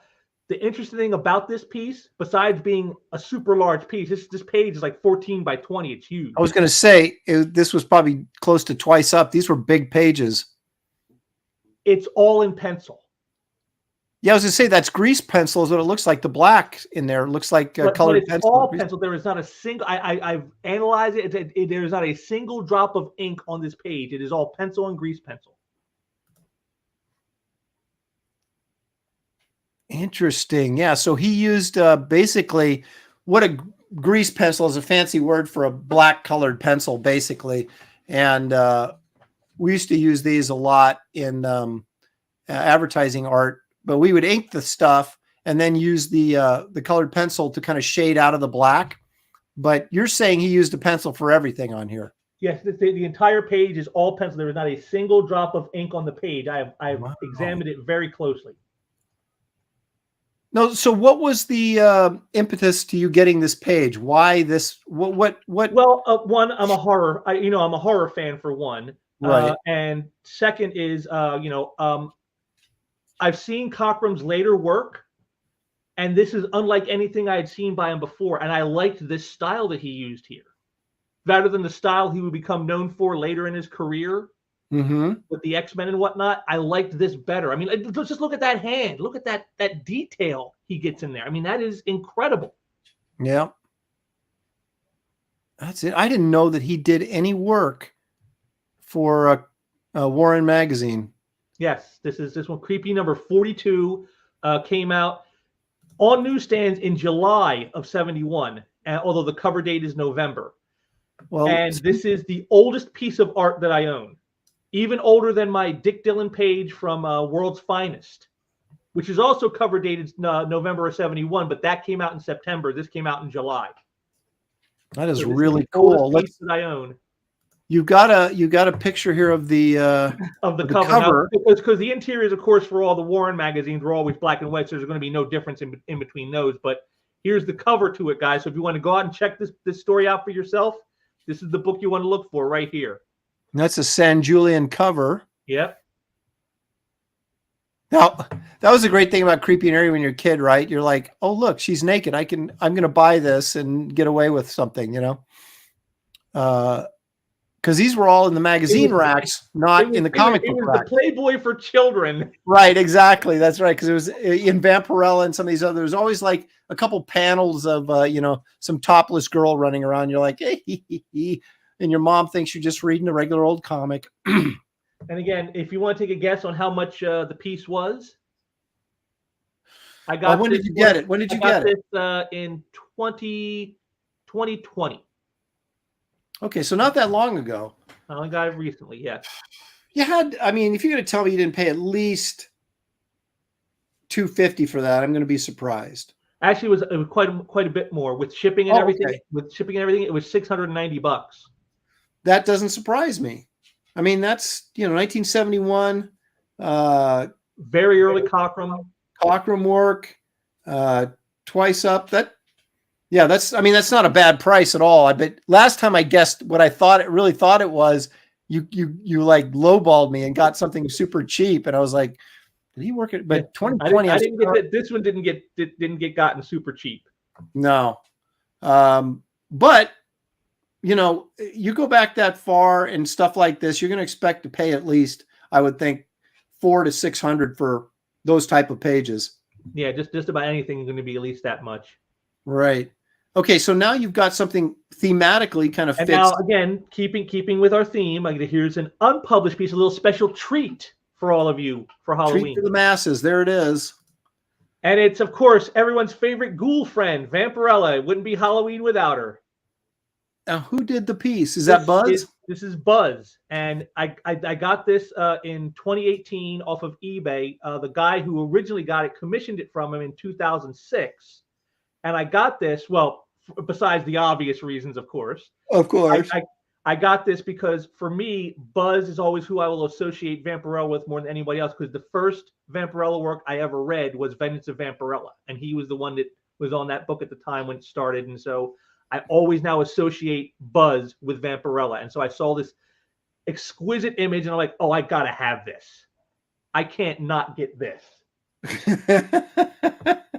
And so, indeed, you did get it. And so what you got here is Vampirella is doing her version of Halloween. Instead of trick or treat, it's trick or tease. Mm-hmm. See, and I just how big is that piece?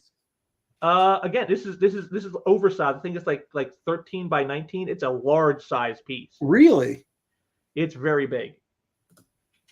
Santiago Pellegros says, you don't want to know how many teens in Europe bought Conan magazines to see Buscema's women. Oh, I believe it. Yes, I'm sure.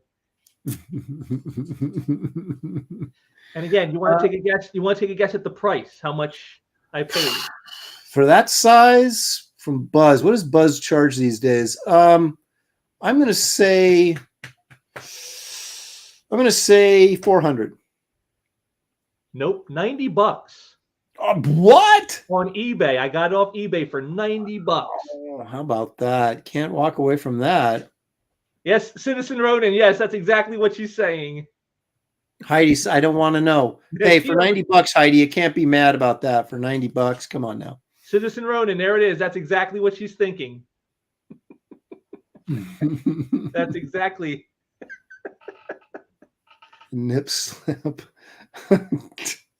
Oh, you guys.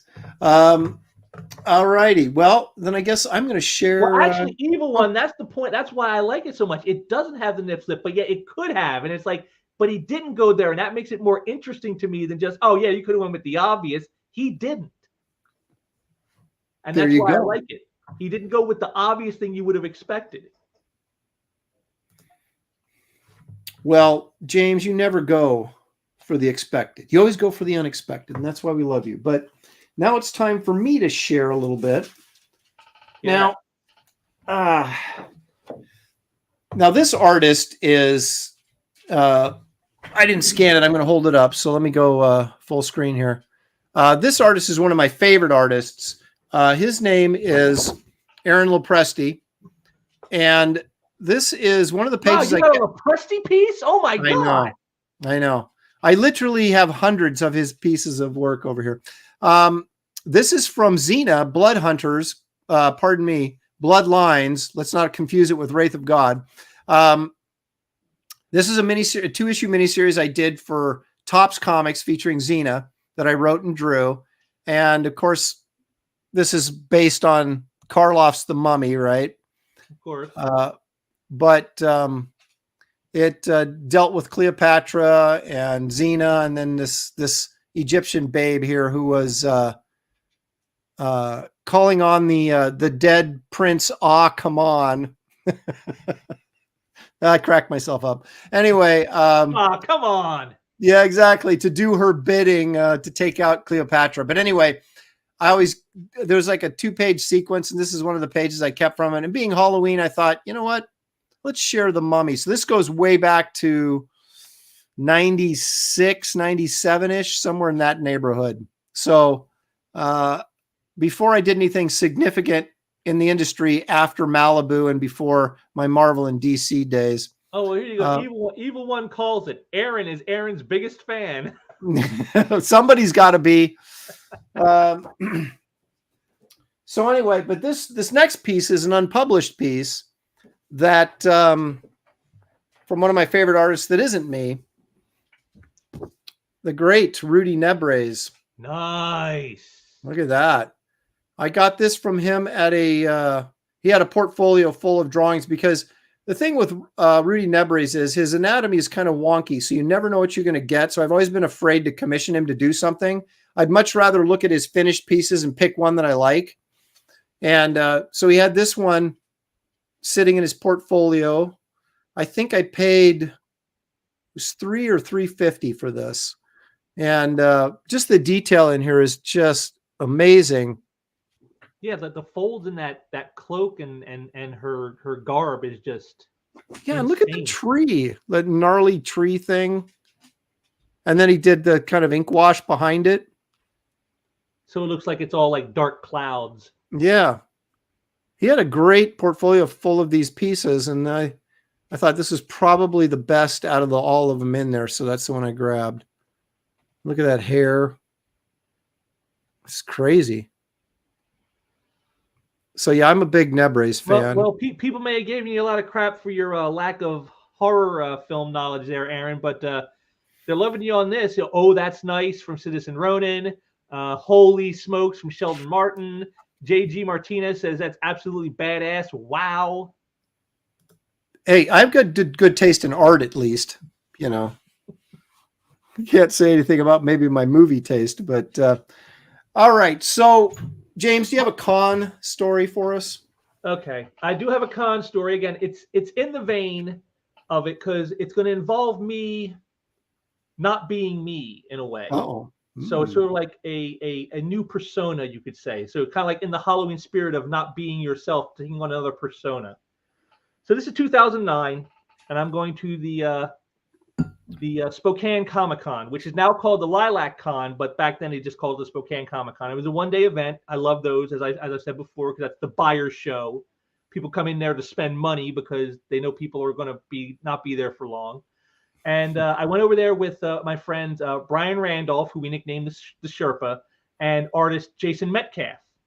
And we went over and we did the show, and we got a place to stay overnight. After the show, we went over to another friend of ours, artist named Levi Skeen, and he had a cookout after the show, and we were there doing that. And Inker Andy Owens was there and a few other people.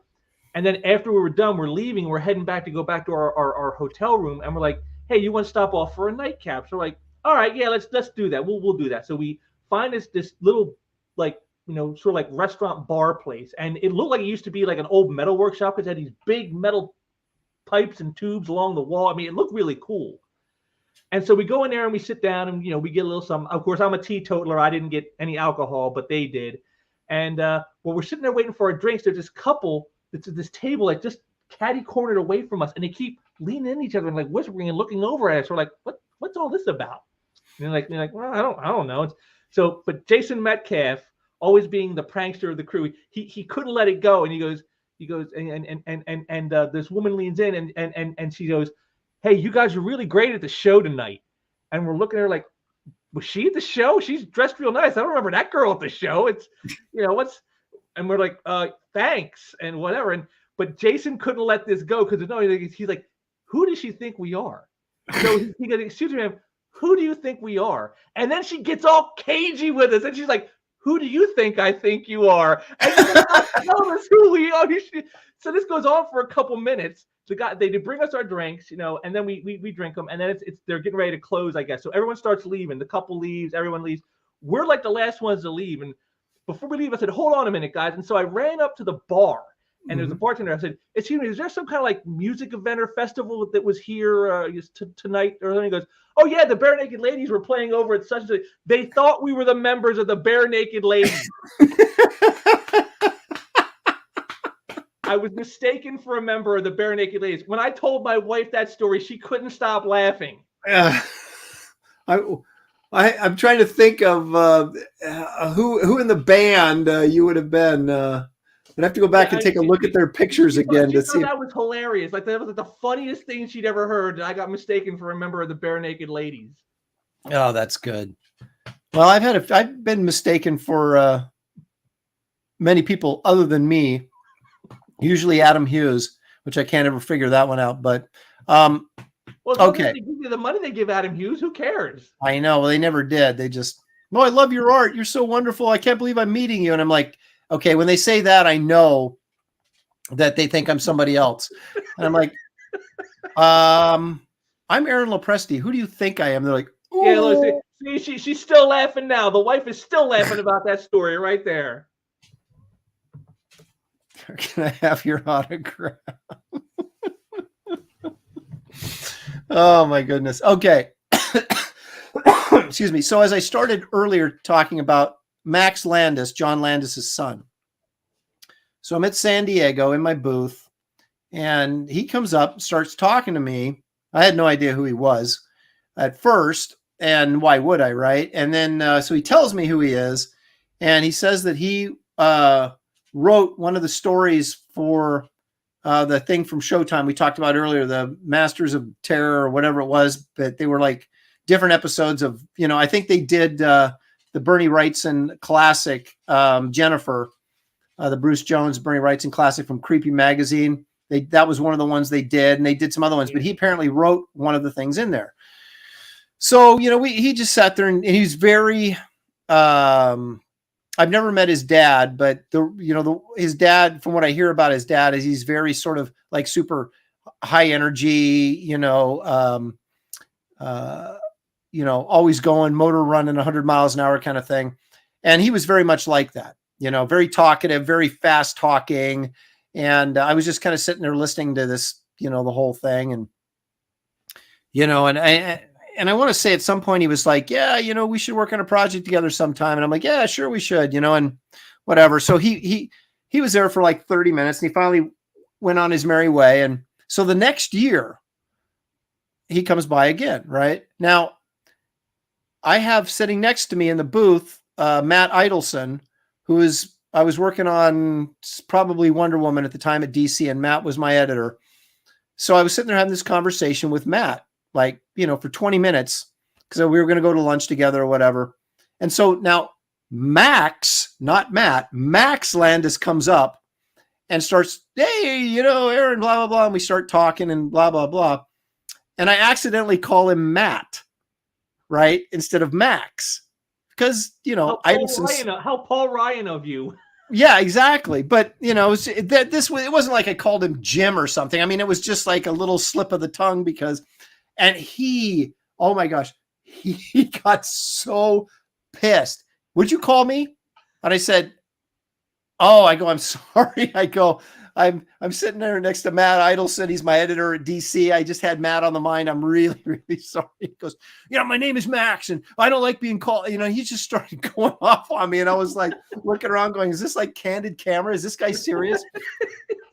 And I mean, am I on punked? Is Ashton Kutcher going to come out here in a minute? Is that what's going on here? Yeah, exactly. I mean, he was like way overreacting to something like that, you know, and especially after I explained why I made the mistake, right? I mean, it was, you know, and he lectured me about, you know, having no respect, and I thought we were friends, and how could you blah, blah, blah, and then go storming off, and I'm just sitting there going, sorry. And I never saw him again or talked to him again. He never came by again.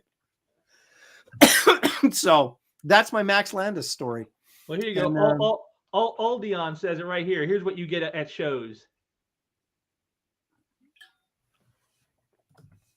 Harold Pressey, I thought you were Graham Nolan. Yeah, well, I haven't had that one yet, because I'm not as not anymore. I'm not as buffed as Graham Nolan, and I'm about a foot taller than he is. So, well, Ellie Minoz has your back, Aaron.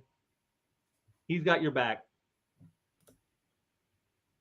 Yeah, I mean, that's what I was thinking. I was like, come on, dude, seriously, cut me some slack. It was just you know, I mean, I know it irritates if someone called me Eric instead of Aaron. I'd go, no, it's Aaron. And then if they went, oh my gosh, I'm so sorry, because I was just watching Eric Idle on, you know, from Monty Python, and and I would say, okay, you know, whatever. Well, Skull Nasher might be onto something here with his theory on why that happened. He was probably on some nose candy. Well, Hollywood, you know. And yeah, I would say that. And he had just sold that show with the guy that was the Hobbit in Lord of the Rings. Who was the star of that? What's that little short guy's name? The actor in Lord of the Rings. Elijah Wood? Yeah, Elijah Wood. There was some television show that was kind of sci-fi-ish or detective-ish sci-fi-ish thing that he was in. That Max Landis had created and he had just sold that. So, you know, he was feeling probably pretty good about himself. And then I accidentally took him down a notch without really even meaning to. It was no Sheldon Martin. That was not it. It was Elijah Wood. That's the Hobbit. that's not the Hobbit. No, I was getting that's the real life Hobbit, not the one in the movie. Yes. Yeah, Elijah Wood, correct. And then did you Idelson Max? Did you Idelson Max? And there's a word play in there, Marcus, that I'm not putting together, but I'm not the sharpest bulb in the box either. Santiago says, it could be worse. When I came to the States for my daughter's wedding, I was held in custody because as a Spaniard, I could not be blonde, or so said the lady at the airport. Oh my God. So they wrongly profiled you. Your tax dollars at work. Oh my gosh. Yeah, we can't. You're not really from Spain. Can't stop people from streaming across the southern border with drugs and human trafficking. But we'll stop this guy on a plane because he says he's a Spaniard, but he's got blonde hair, and that's just totally suspect. Well, you know, there's a ton of Italians that are blonde, and I'm not one of them, or wasn't one of them. I'm not much of anything except a little bit of gray, but what's left. But yeah, there you go. He's from Spain. That's what. Yeah. She must have never seen any spaghetti westerns. Wait, was that a joke about you because you said Italian? Was that what that? I guess. Yeah, I guess so. Did you? But they were actually. Did you then call? I see what he's saying. Did you then call Idelson Max because I called Max Matt? No, I did not. But Idelson and I kind of looked at each other after Max Landis stormed off and kind of went, looked at us, shrugged, and kind of laughed and went, "What was that?" So. Obviously, he didn't think I did anything that egregious, but, you know, Max did. So our friendship ended on that day, apparently. His loss. Yeah. My wife is Italian and blonde, and her dad has red hair. So the entire gamut. All the stereotypes are blown away right there. That's right. Santiago says blondes are common in Milan. So or on Milan. So there you go. See, we just expand your knowledge here. The chat brings in stuff, and it's just what a good time. And here we are at a little over 2 hours, which means our good time is about to end.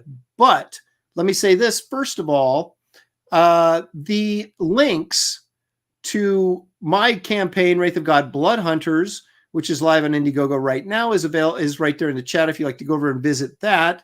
All of James' social media links are there, and all the trailers to the movies that James picked out because he works harder at this than I do are in the chat or in the description as well. If you'd like to go check out any of the trailers on YouTube, I assume, to these movies that James was promoting today. Yeah, what else? So you got anything else you want to throw out there? If you guys want to go check those out, like I said, if those aren't going to make you want to watch the movie, I don't know what will.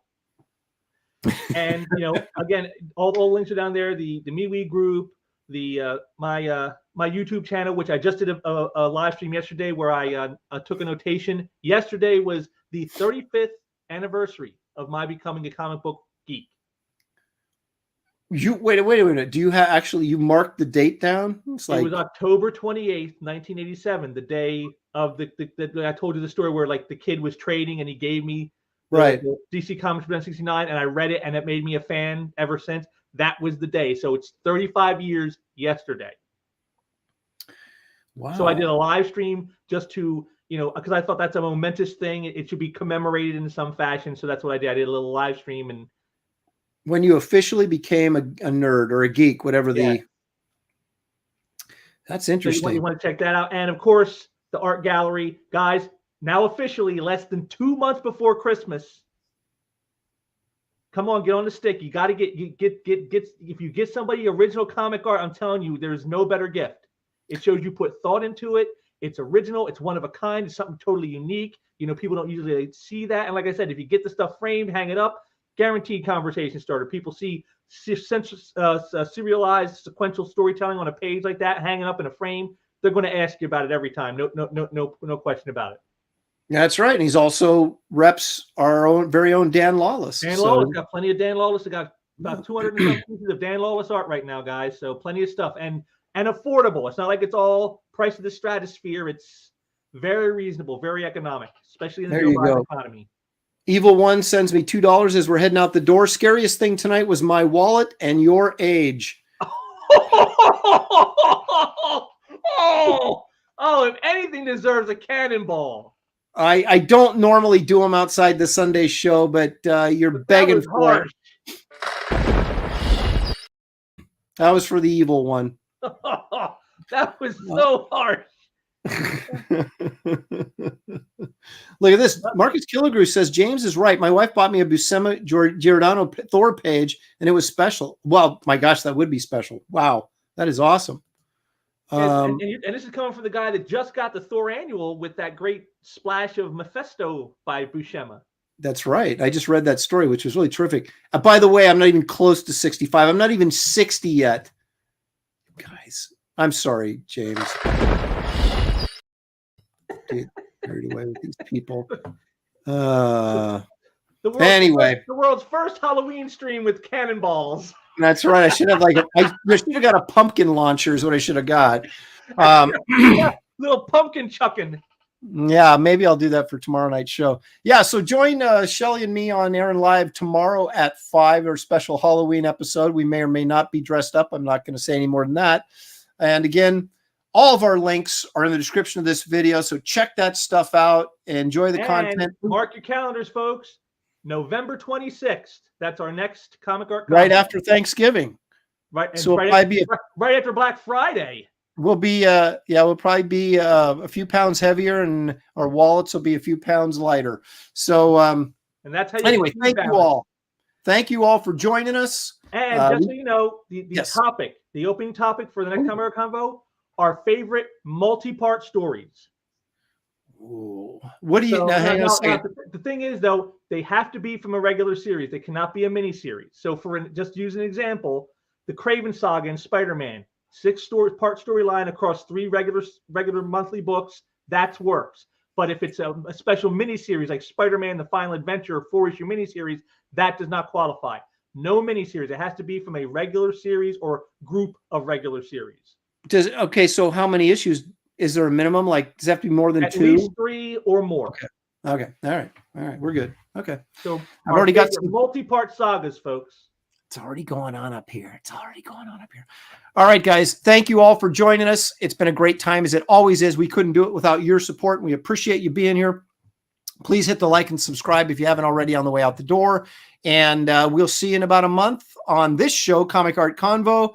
And we'll see you tomorrow night on mine, Aaron Live. Good night, everybody. Have a safe Halloween.